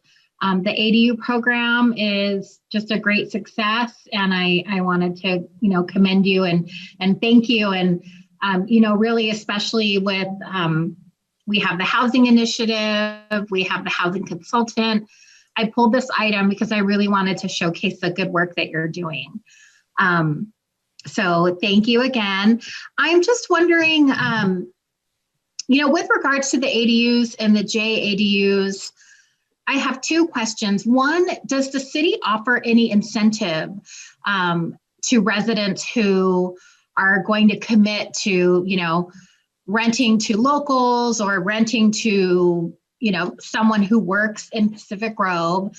And then my second question is, in your opinion, are you finding that all of the ADUs are being permitted, or what are your barriers if you're experiencing any? Thank you. Through the mayor, Councilwoman McAdams. So to your first question, one of the things that we're going to be looking at through our housing initiative is what are possible incentives we can provide to property owners to keep the units for low income. Right now, there's nothing in our code and in the law that requires us to make property owners commit to that. But it's certainly an excellent question, and we've been talking about it and trying to come up with ways that we could incentivize it. And in terms of any obstacles, the benefit of the new state law is that all of our ADUs go through the ministerial building permit process. So that really makes it a lot easier for a property owner, should they decide to do that, to go through that process. We offer as much help and guidance in the process, but keeping it ministerial really goes a long way to making it easier for the property owner. Great, thank you, and thank you again for your good work. Councilmember Peduri. Thank you, Mayor. And thank you, Terry, for the presentation. My question is, so I know some development that is done in the city, instead of actually building like large development, instead of actually building low cost accommodations or funding low cost units over there, money is actually set aside to build low cost housing somewhere else or something to that effect. I was wondering if that is part of the arena structure or not. That's question number one. Go ahead. Through the mayor, in terms of the arena structure is just what the state and the region tells us we have to produce. There's nothing, there's no bonus or anything that we get for doing that, and we do the best we can to promote affordable housing developments. If I may, the question regarding the mixed use project with the 10 units, no, those are market rate units. They were not required to put any affordable units there.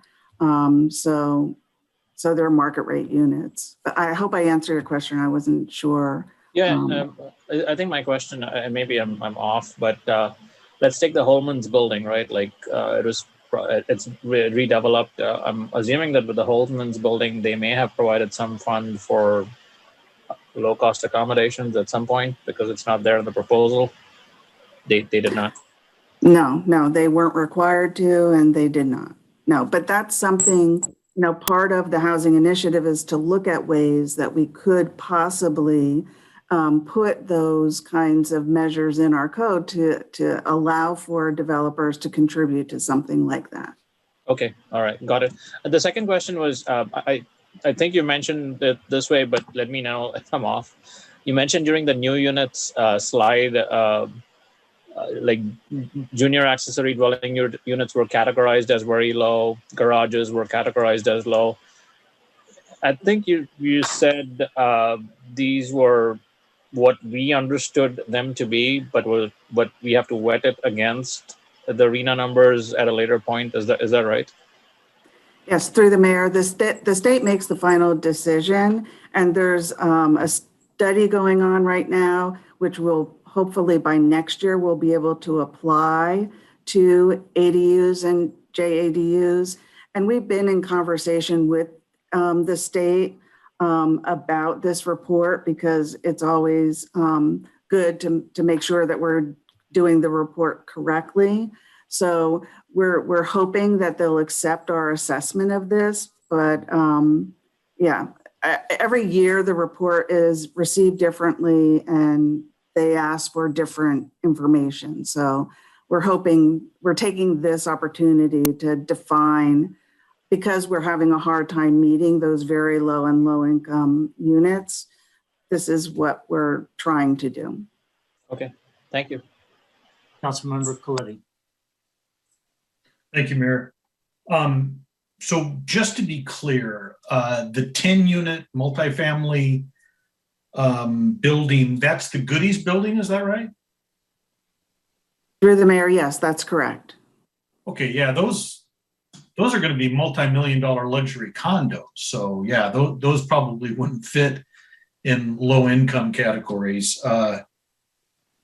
Okay, and getting to Councilmember Pedori's point about the Holman's building, I believe that was 25 luxury condos. So the city has allowed to be constructed 35 luxury multi-million-dollar units in some cases, 35 units without any set aside for affordability or for affordable housing, even an in lieu fee, which is what I think Councilmember Pedori was referring to.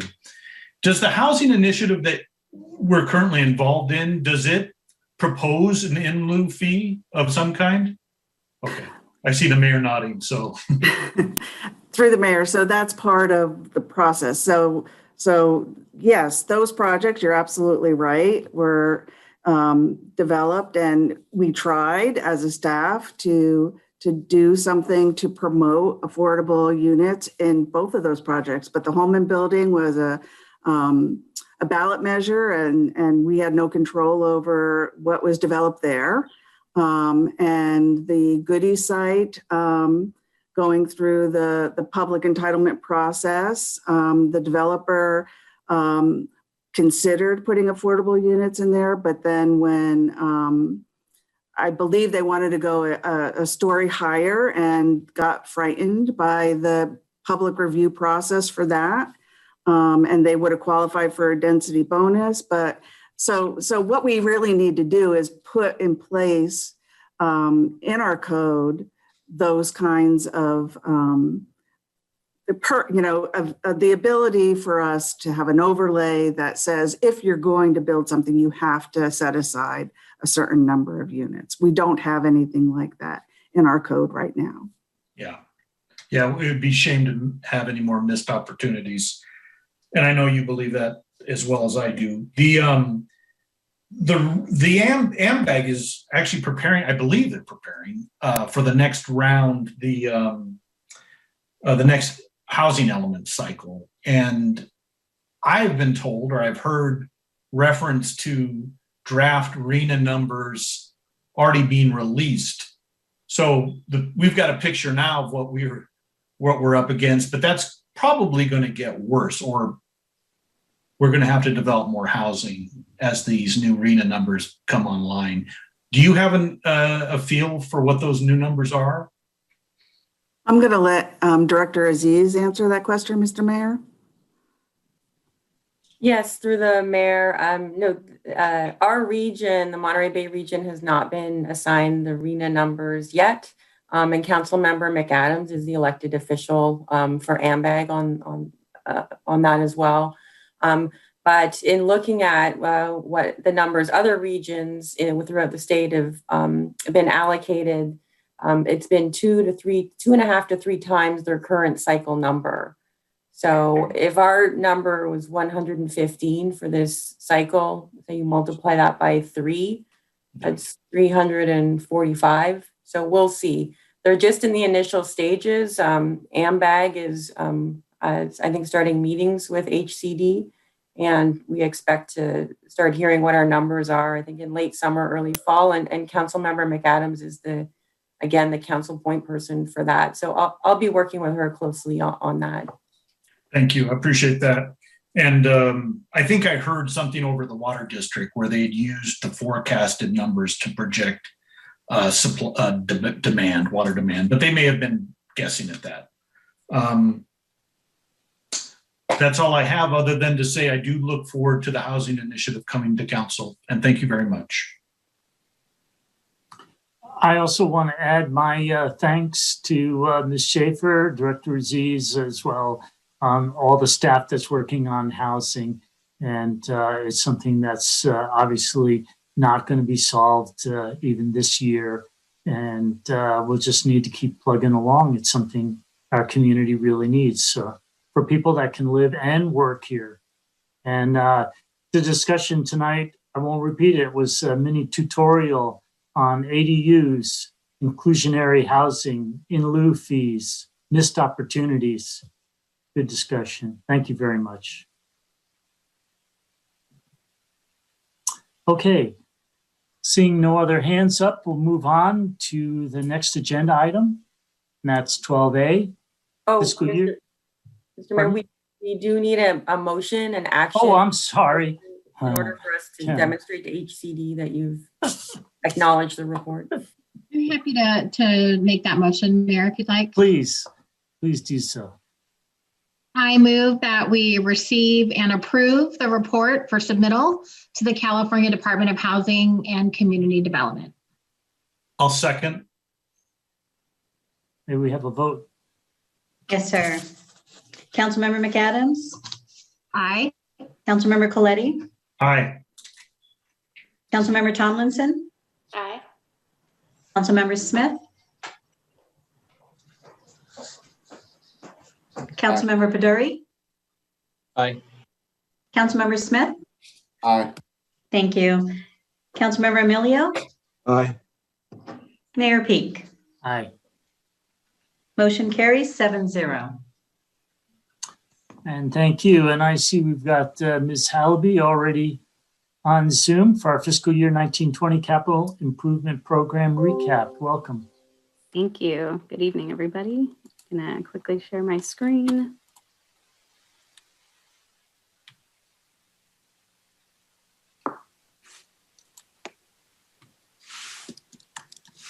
All right, can everybody see that? Yes. All right, good evening, Honorable Mayor and members of the City Council. The item before you tonight is the fiscal year 1920 Capital Improvement Program recap. There's no action associated with this item tonight. It is merely to receive the report and the recap.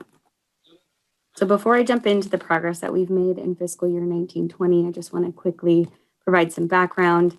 A capital improvement program is any project that's valued over $5,000, that is non-recurring, has a useful life of 3 or more years, and generally speaking, it's pertaining to a maintenance, repair, improvement, or an acquisition of a city asset. The overarching capital improvement plan identifies the projects that meet those parameters and thresholds and links them to implementation schedules, budgets, and council strategic goals and initiatives. So at the start of the fiscal year 1920 CIP was adopted with a total of 35 projects, 12 to be funded from the general fund, and 23 projects from various non-general funding sources.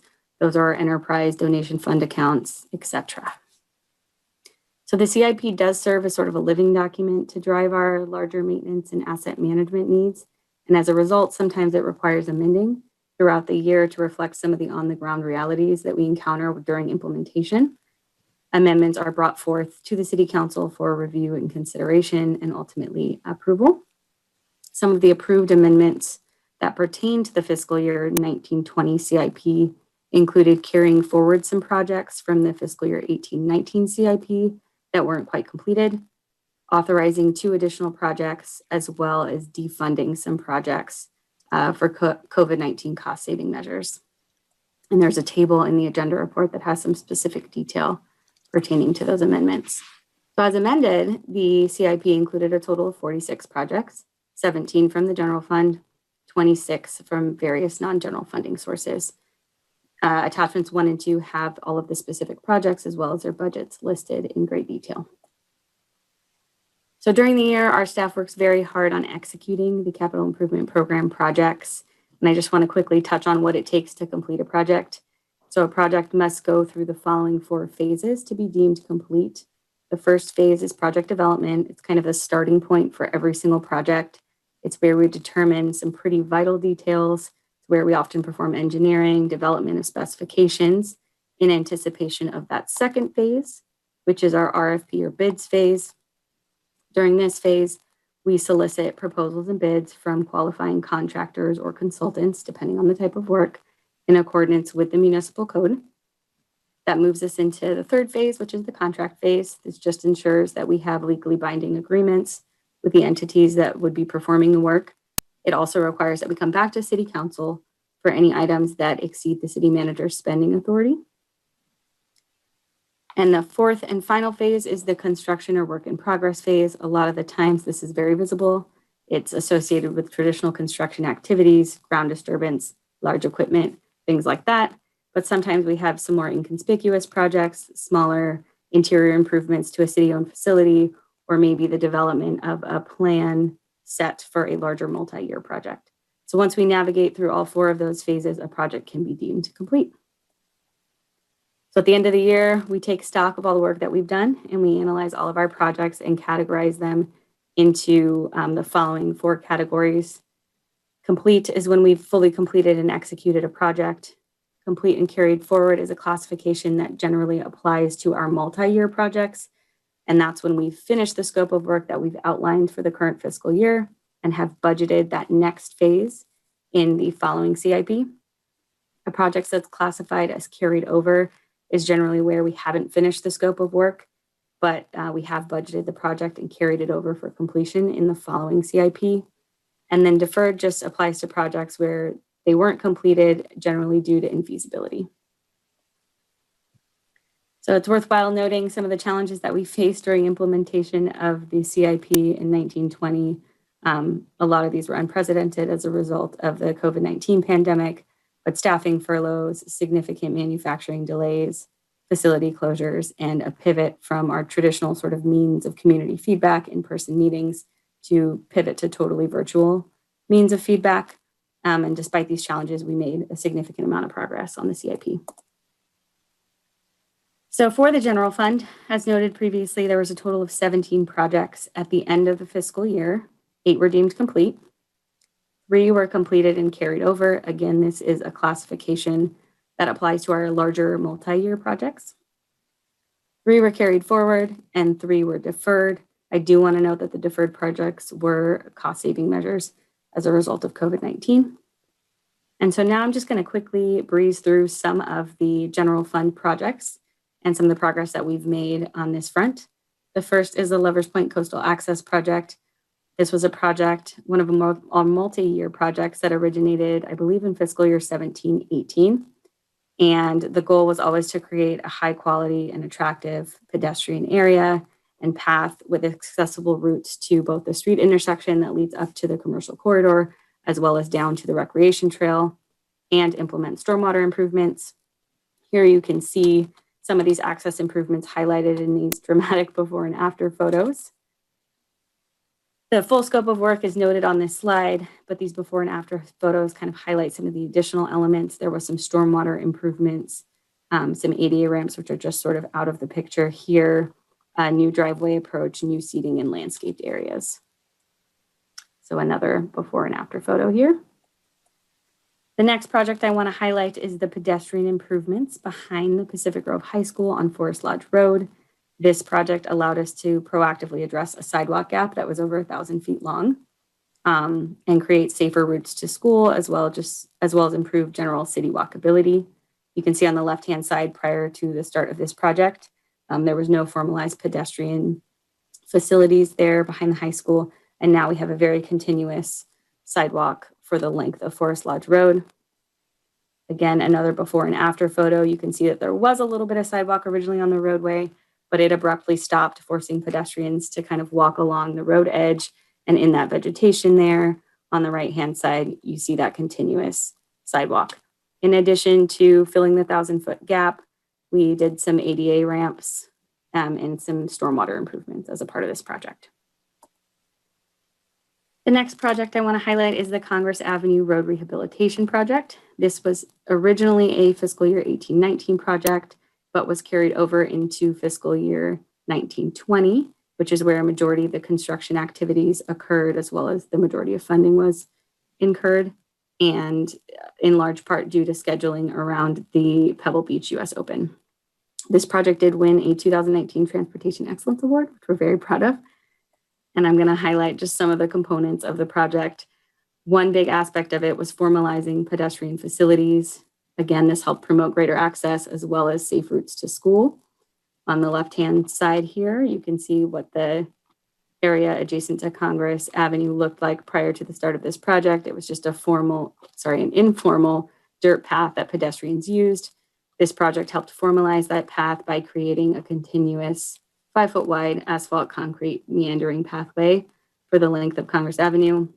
Not pictured are some of the sidewalk, access ramps, and ADA improvements, also a part of the project. The next big aspect of the project was obviously the actual road rehabilitation that occurred. This is a heavily trafficked roadway in the city, and you can see on the left-hand side that it was pretty deteriorated and in need of some repair. This project allowed us to do both a pavement reconstruction and an overlay at various portions of the roadway to completely sort of transform the pavement condition, as you can see here.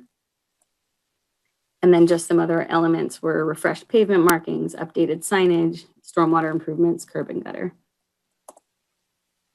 We were also able to complete a re-roof for the grill at Lover's Point. On the left-hand side, you can see the original and deteriorated tar and gravel roofing. We were able to replace that with a composition roofing, pictured on the right-hand side. The last general fund project I want to highlight, and this is again one of our projects that's funded out of multiple funding sources, including Measure X and Senate Bill 1, as well as the general fund, is our 2019 street maintenance and rehab project that addresses both David and Central Avenue. This project was not completed in fiscal year 19-20, but significant progress was made that allowed us to transform these roadways and complete construction in fiscal year 2021. So I do want to kind of highlight the efforts that were made on this project. This was an over $1 million road rehabilitation project that also addressed sidewalk, stormwater, and some sewer and ADA improvements. So pictured here is Central Avenue before and after. As I noted, construction wasn't complete until fiscal year 2021, but in fiscal year 19-20, we were able to fully engineer the project, put the project out to bid, award a construction contract, and commence construction in May, and make notable construction progress through the remainder of the fiscal year. This is just a photo of David Avenue, the second segment of roadway that was addressed as part of this project, and this was one of the worst roadways in the city with a PCI of 17, so it was considered failing prior to the start of this project. Pretty evident in the bad conditions on the left-hand side, and the right-hand side is a picture of the completed construction. So on to the non-general fund project recap. As previously noted, there was a total of 26 projects. 11 of those projects were deemed complete at the end of the fiscal year. 9 were considered complete and carried forward. Again, these applied to our large-scale multi-year projects. And 6 were carried forward. A lot of the carry forwards were a result of COVID-19 delays.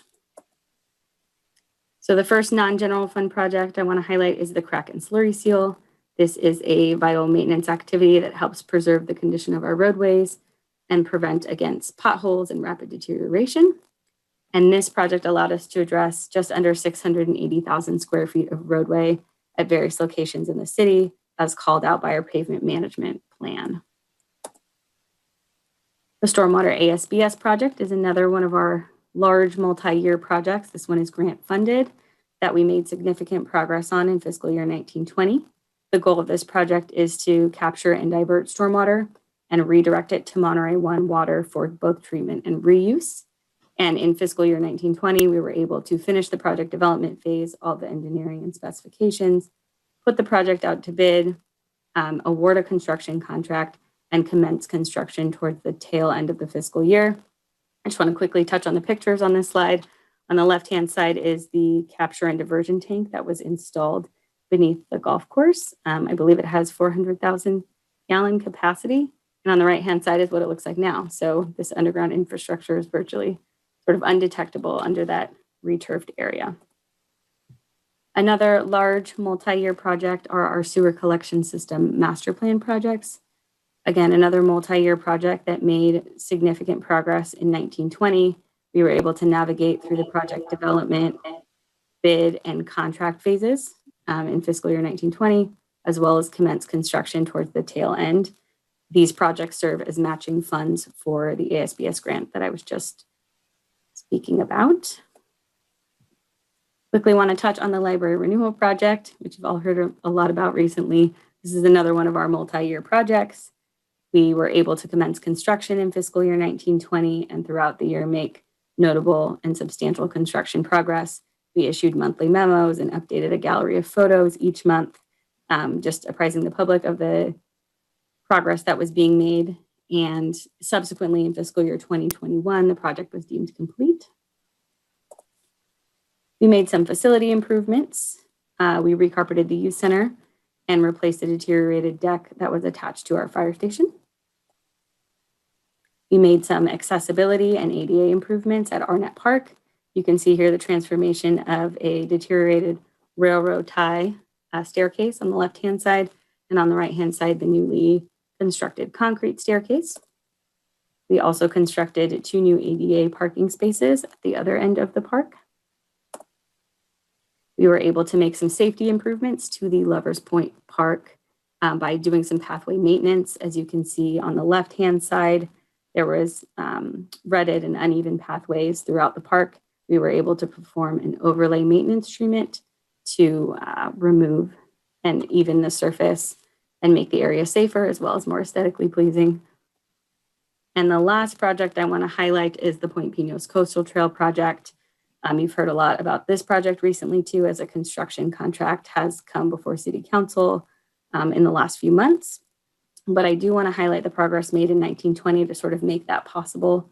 In 1920, we did the bid process. We secured $1.8 million of grant funding from the Coastal Conservancy, and our staff applied for 2 additional grants to help bridge the funding gap for construction, both of which were awarded in fiscal year 2021 and have brought us that much closer to commencing construction on the project. So with that, attachments 1 and 2 have each project listed in great detail, but I'm happy to answer any questions that you might have. Thank you. Do we have any public comment? I see no hands raised, Mr. Mayor. Let's give them just a moment.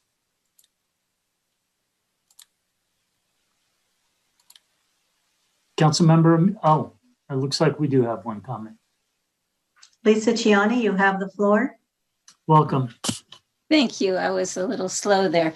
I wanted to thank Joyce for that great presentation. It was very interesting and the photographs were really helpful.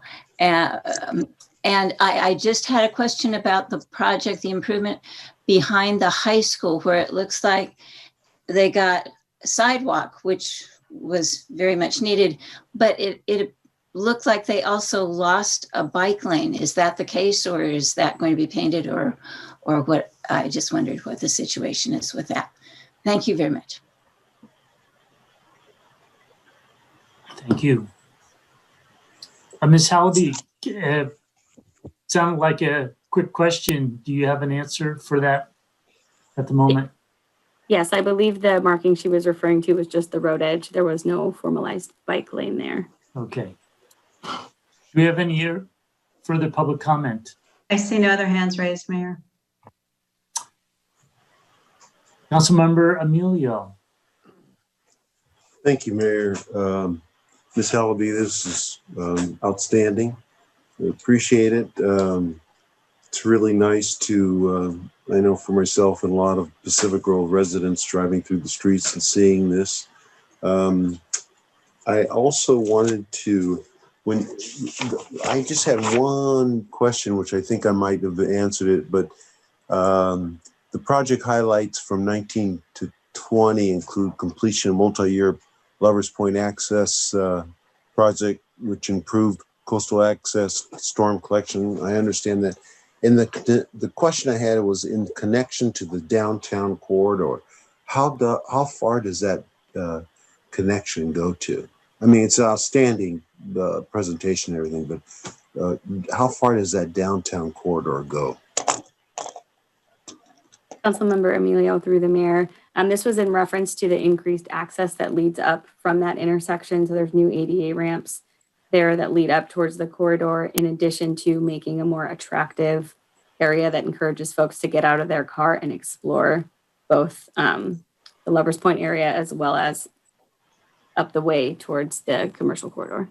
Yeah, I know, but I'm sure you probably saw the presentation earlier on the COVID thing, but one thing we noticed that it was outstanding the way Lovers Point has looked with the sidewalks and everything, and it was great. Thank you for doing that. Councilmember Pedori. Thank you, Mayor. I would say it's quite remarkable that all that we've achieved during a pandemic year. So thank you very much. Also quite thrilled that TAMC award was there. I'm getting thrilled because I'm kind of the representative now. I would say the question, I mean, and this is just me trying to understand the process here, probably. So one of the things that I'm looking at is like bike paths around the city. And I noted that the Lovers Point Coastal Access Project is one of those things where it seems that there's a plaza. It is named after Julia Platt, is what I understand. And so to me, it needs to have some signage or something to that effect, which says, here's the bike path, or here is the here is how you get to downtown, kind of thing. I mean, so there's a ramp or something to that effect there, but there's no signs there for bikers or anybody to say, this is the route you take from here to go downtown. And I didn't know how, frankly, I don't know how that gets going. If we want to do that now, will that be wrapped under the same project, or does it flow through for the next year? That's just my comment / question. Thanks. Ms. Hallaby, do you want to have a crack at that? Sure. Councilmember Pedori through the mayor.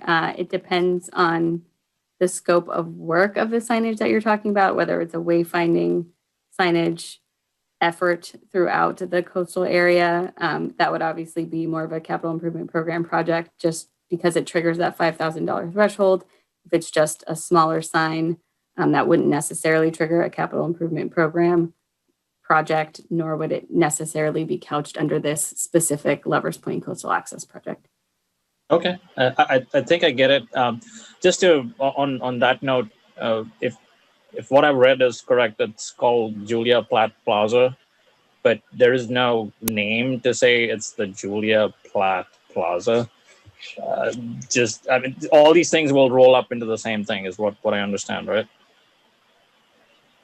If I were to propose something where the plaza should be named Julia Platt Plaza and there should be a sign or something to indicate that it's the Julia Platt Plaza, does that get rolled over to the next year as part of the capital improvement project?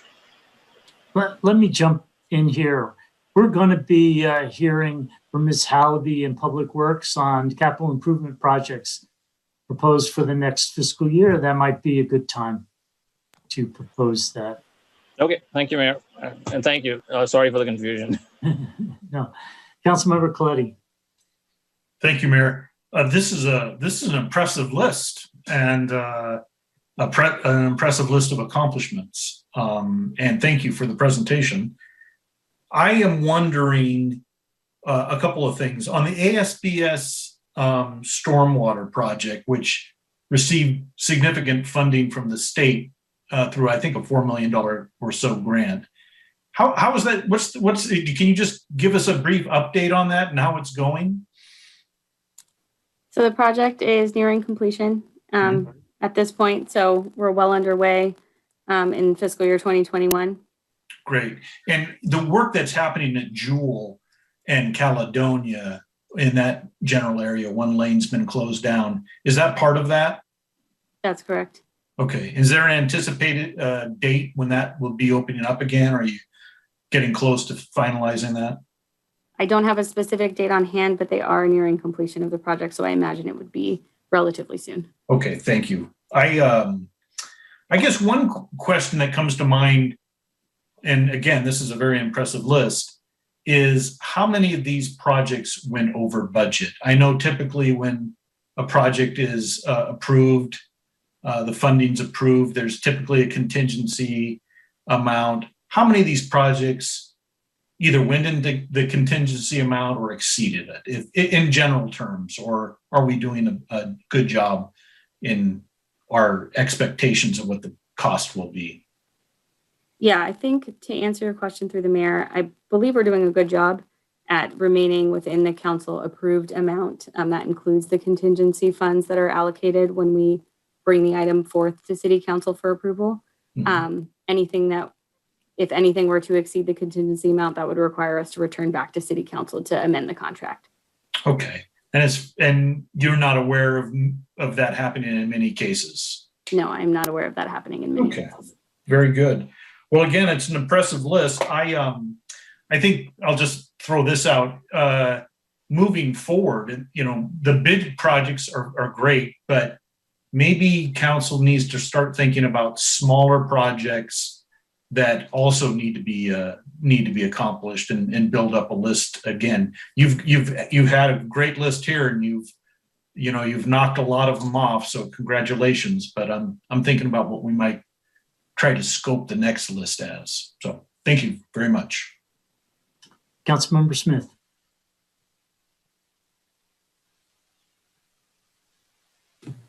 Lost my Zoom camera lost Zoom for a minute there. Well, what's wrong with big projects? No, I just wanted to say that I'm really excited about the Lovers Point Coastal Access Project, which is a big project, but hey, I've been around for a long time, and I think it preceded my council service. So great job on that. I think this list, really, honestly, this report right here is kind of a shining example of success for the city of Pacific Grove. I think if you had to point to anything, this probably would be.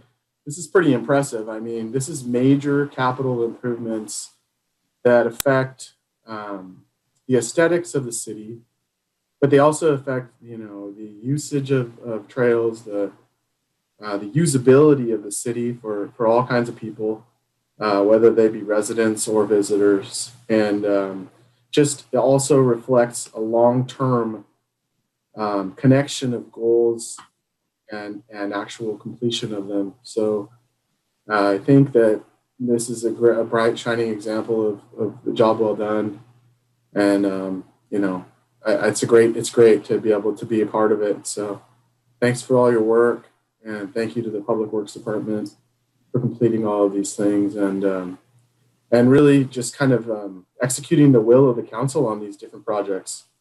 So thank you. I'll echo the compliments to you, Ms. Halley, for the report. And I'm very happy to see this report, and I hope it's now institutionalized.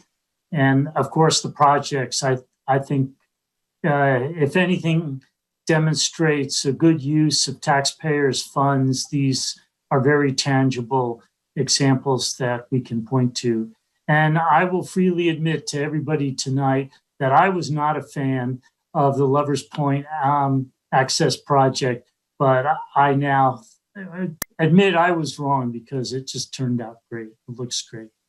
My only other comment is it sort of dovetails with Councilmember Coletti's comment on the finances in this report.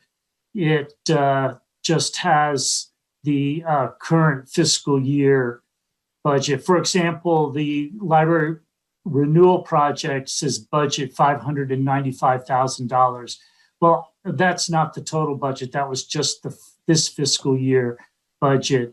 And I'd recommend that in future reports, when we look back at capital projects, we look at the total capital cost and what was budgeted and what was spent. So we do have that idea of how well we're being fiscally responsible, but not to diminish this report that you provided tonight. So thank you very much.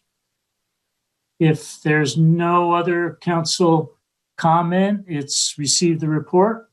We'll move on to item 14A, Commission on Accreditation for Law Enforcement Agencies. I already see Ms. Francis. Welcome. Thank you. Good evening, Mayor and council members. Tonight, I'm going to cover CALEA, the background of CALEA, as well as get an official award from Mark Mosier, who's our program manager at CALEA. We have a couple new council members, so I thought it would be a good opportunity to provide a little story about CALEA and how far we've come the last couple of years. So I'm going to share my screen here.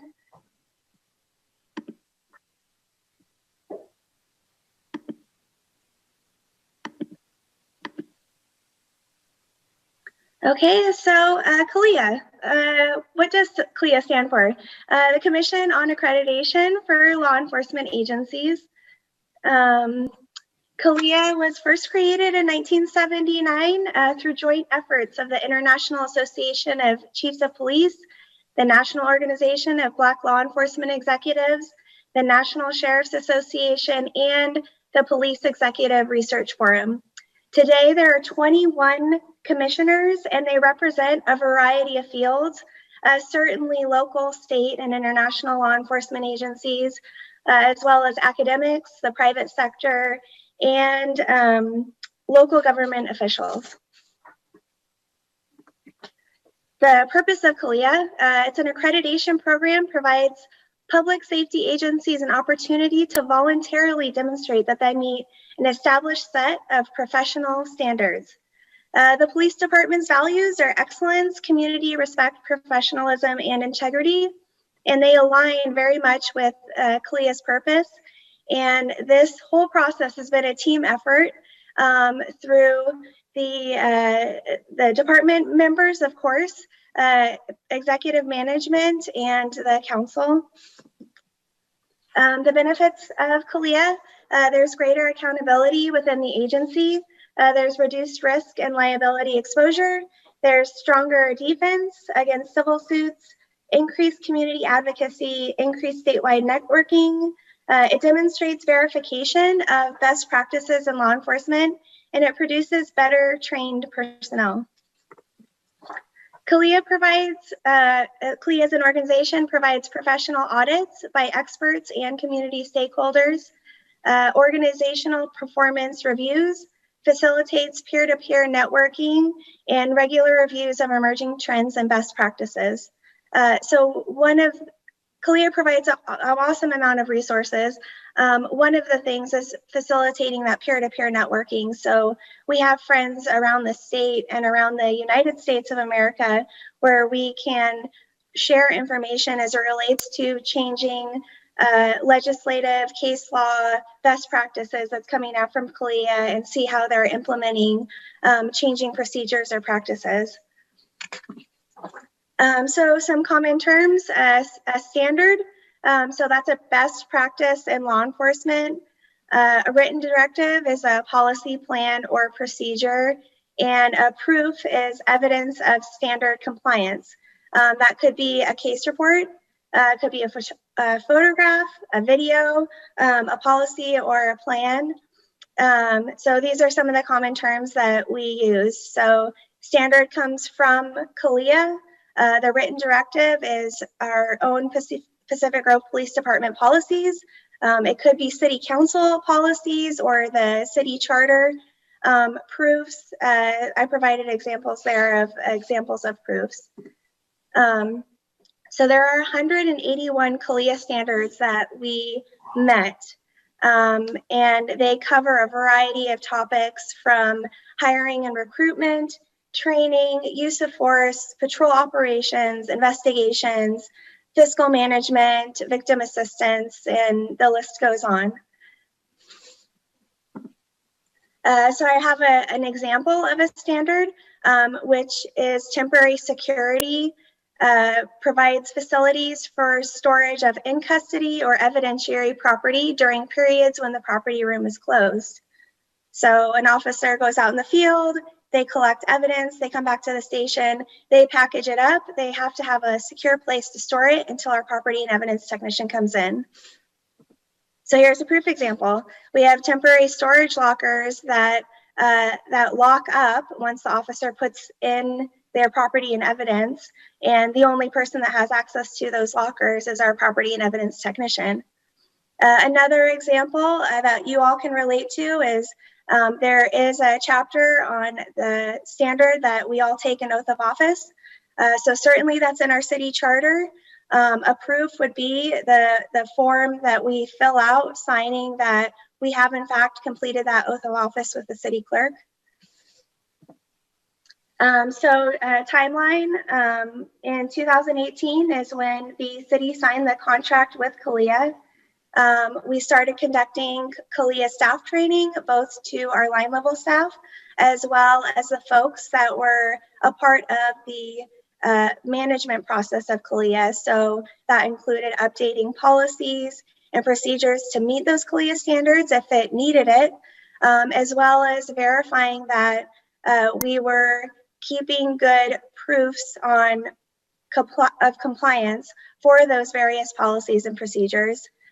When we subscribed to a document management system called Power DMS, and as I mentioned, we started reviewing the standards and department policy updates.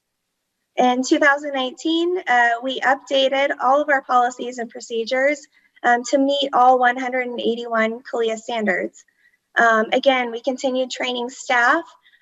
This time, instead of a focus on the process of CALEA, the focus was on any modified policies and procedures that we may have changed. And improved tracking and proofs of compliance and documentation. So one of the things that we found is we would have a policy in place. Our officers, our staff would be completing that policy. They would be acting on that policy. However, we weren't good about tracking it or documenting it. So just making sure we're documenting it in a report, that we're following that procedure, coming up with checklists or forms or other mechanisms to ensure that we're not only complying with our policies, but we're proving that we're complying with our policies. And then in addition, we uploaded all of that, all those department policies to the document management system, which I mentioned earlier, Power DMS. In 2020, we uploaded all the proofs, so showing that we are meeting all of our policies and therefore meeting all those CALEA standards. We completed a mock assessment from our peers, so other California law enforcement agencies that are CALEA accredited. Each of them reviewed various chapters in the CALEA assessment and provided input and feedback. So they've been in our shoes before. They've seen what compliance service members and assessors are looking for. So they made suggestions on how we could improve what we provided as a proof or policy. The next step in the process is compliance service member review. So we had 2 CSMs, and they reviewed every single policy provided, compared it to the CALEA standard and every single proof, which is a lot of work. And they were able to do it all through that document management system that I was talking about. So it was all online. And so we met regularly with them. We provided some clarification on maybe things that didn't seem clear, or provided better proofs of compliance, maybe something that they were looking for. And from there was the, typically it's an on-site assessment. Also 2 assessors from CALEA. This year, due to COVID, it was virtual. So the on-site assessment includes a more focused approach on different relevant chapters. So this year, their focus was on use of force chapter, the training chapter, property and evidence, and internal affairs.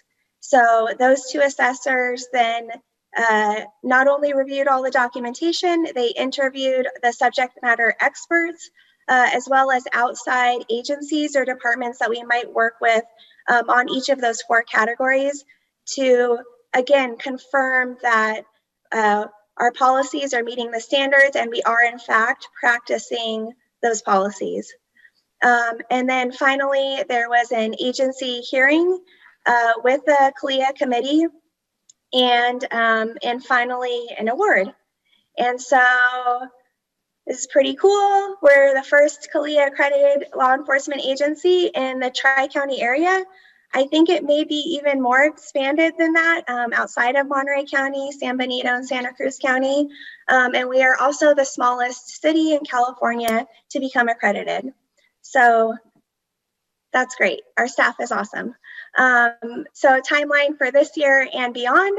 So it's not a one and done, right? Every year we have to make sure that we're changing and modifying any policies to reflect new standards or updated standards. It's a continuous improvement process with our partners at CALEA, and then modifying and changing standards to meet whatever changing best practices are coming up. We have to upload proofs for each calendar year. So again, providing those photographs, those case reports, those forms that we fill out, whatever it might be, and track agency performance and review. So there's time-sensitive standards that we have. So making sure that depending on what the standard is, quarterly, biannually, annually, we're reviewing and making sure that we are meeting those standards. And then reaccreditation assessment will be in 4 years. So before I hand it over to Mark Mosier, are there any questions for me regarding CALEA and what we've done so far? Well, I suggest, Ms. Francis, that we just go to Mark, because then we're going to have to go to public comment. So okay, all right, perfect. So I'm gonna let's see, stop sharing my screen here, and I will hand it over to Mark. Mark, well, good. Thank you. Oh, you. hey, here you are. Great, thank you, Jocelyn. That PowerPoint was really a good segue into my piece here.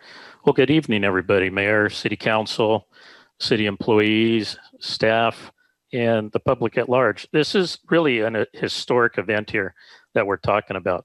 Jocelyn said you are the first agency in Monterey County to be CALEA accredited, and we're an internationally based accrediting body. Yes, your agency is the current smallest agency in California to be CALEA accredited with just 32 full-time employees at your agency. So that is something to also talk about. My name is Mark Mosier.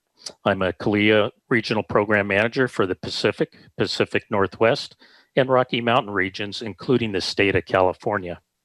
On behalf of the Commission on Accreditation for Law Enforcement Agencies, the Commission Chair, Mr. Anthony Purcell, and the Executive Director of CALEA, Mr. Craig Hartley Jr., I thank you for welcoming me to present the November 2020 Accreditation Award to the Pacific Grove Police Department.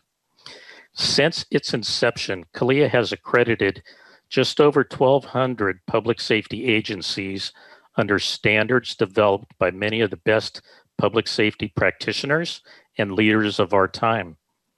Gaining internationally accredited status is a distinction held by very few, as there are over 18,000 law enforcement agencies in the United States alone.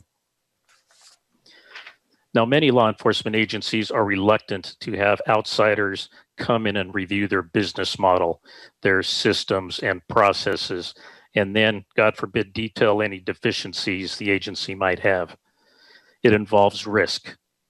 It also requires the department to be open to change so they can demonstrate that they work and conduct business in a way that meets contemporary law enforcement standards.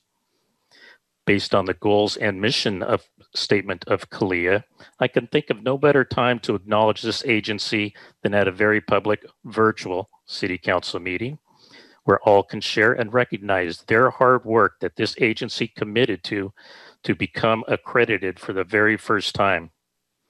The certificate itself is simply matted paper within a frame, but it has a much broader symbolic meaning. The certificate clearly represents the agency's voluntary efforts to achieve accredited status, therefore demonstrating its willingness to change in order to effectively address contemporary public safety concerns. It represents a commitment to doing things right and doing them the right way. It also represents an adherence to a professional code. Lastly, it represents an ongoing dedication to ensuring that the agency's resources are appropriately developed, effectively deployed, and constantly managed, all in the name of a safer police department for workers and visitors alike. And like Jocelyn said, in July of 2020, the initial remote web-based assessment of the agency's 181 standards files were conducted by the CALEA compliance service members. Then in August of 2020, the two professional assessors performed a virtual visit of the Pacific Grove Police Headquarters and began the process of interviewing PD staff, city officials. Some of you may have been interviewed during that process, community members, and others during this 3-day period. And the assessors reviewed the agency's activities, functional impacts, management strategies to further verify compliance to their written directives and applicable CALEA standards. At the conclusion, these assessors determined that the Pacific Grove Police Department was in compliance with all applicable standards. They also noted the agency staff continue to embrace and welcome the accreditation process. The assessors were also very impressed with the caliber and overall professionalism of the Pacific Grove PD employees and commented to me personally that the Pacific Grove PD was one of the most professionally structured and functioning municipal police departments that they have assessed in recent memory. At the virtual commission meeting held in November of 2020, the CALEA commissioners reviewed the assessor's report, concurred with their findings, and unanimously selected the Pacific Grove Police Department to receive the prestigious Law Enforcement Accreditation Award. At this time, I would like to congratulate the Chief of the Pacific Grove Police Department, Kathy Matalone, and her entire staff for their hard work and dedication in becoming internationally accredited. So this is a proud moment for you, your city, your community, your police department, the entirety of Pacific Grove.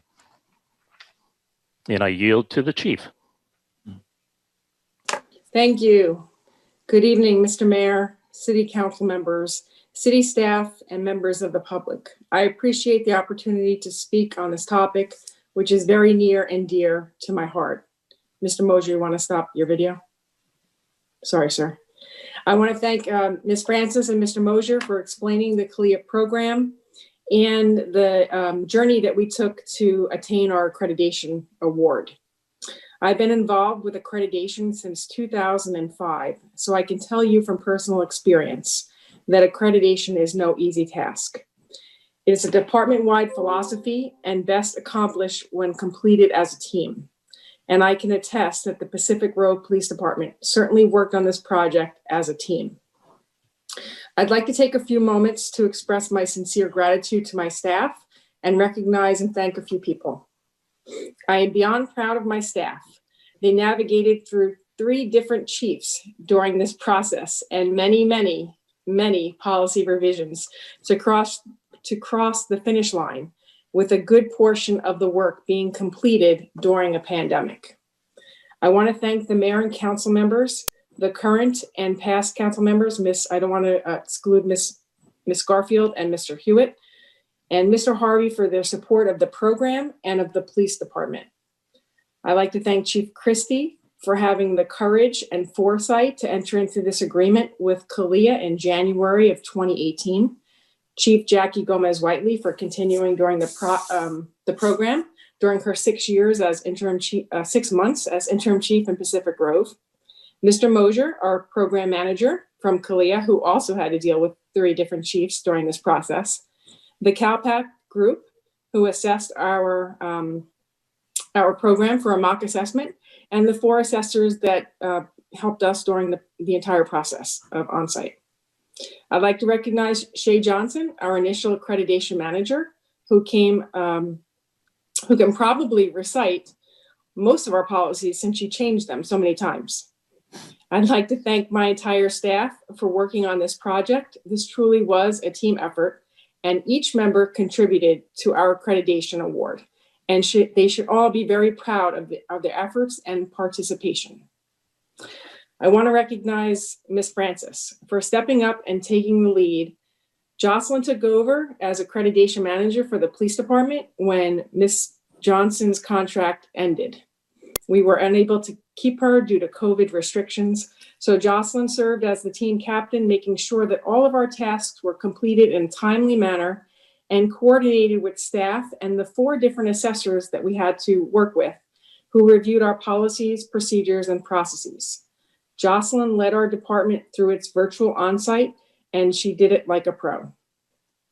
Finally, I'd like to thank the many members of the community and our community stakeholders who participated in our onsite assessment process, whether by attending the virtual town hall meeting, dialing in during the call-in session, or writing a letter.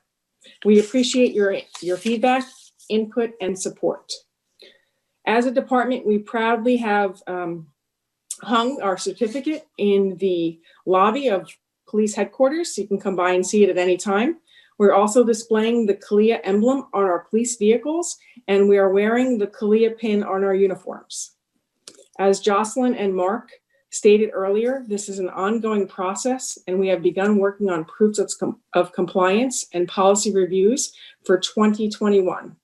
We will continue to strive for excellence individually and collectively as an agency moving forward. And I believe Commander Santos is on the line here tonight.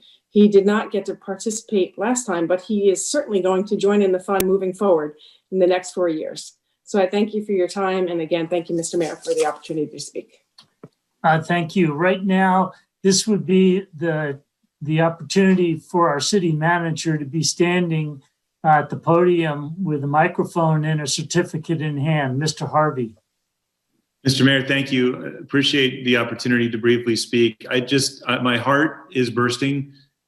This is just a huge moment for our police department, for our city organization, and for our community. And a long, long, hard road. And every single member of the police department deserves a huge pat on the back, high five, job well done. We have a terrific team, and it's so gratifying when that is recognized by a third party, particularly one with as much prestige as Kalia. I am so proud. I want to have the decals on the vehicles to be enormous so that everybody knows that we are that type of agency. So I'll stop talking, but you can see how pleased I am and how proud of our team I am. Way to go, everyone, PGPD. Great job. We'll now go up for public comment. If we have any, I see one. We do, Mayor. Lisa Ciani, you have the floor. Welcome. Thank you. I'd just like to congratulate Chief Matalone and Jocelyn and their entire department for this huge accomplishment. And it's just such a great example of the council value of continuous learning and improvement. It's a great thing to see. Thank you. Thank you.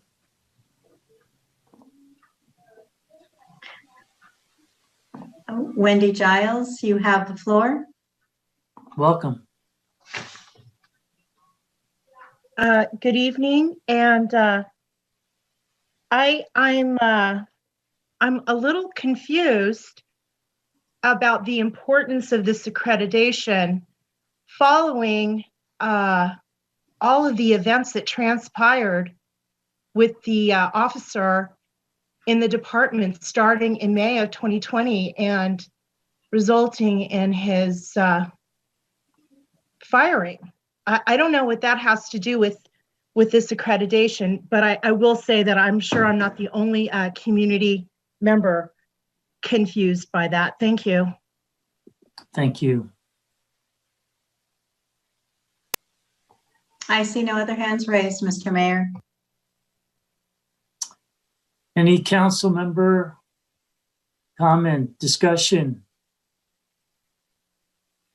Councilmember Emilio. Just wanted to congratulate. Just listening to Mr. Mosier and Jocelyn and the chief. I know it started just when I came on board just about 2 years ago, and it was a long process. It's just it's really great. Some of the comments about the professionalism of Pacific Grove Police Department, which is true, and the fact that it wasn't an easy process, and that's a compliment to the Jocelyn chief and her teams. I know I personally feel very proud of Pacific Grove Police Department and everybody involved, the whole team and all. I just wanted to present that too. Also, outstanding.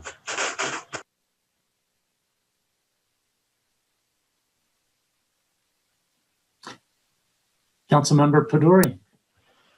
Yeah, I would also like to echo the same comments, Jocelyn, Chief Madelon, everyone.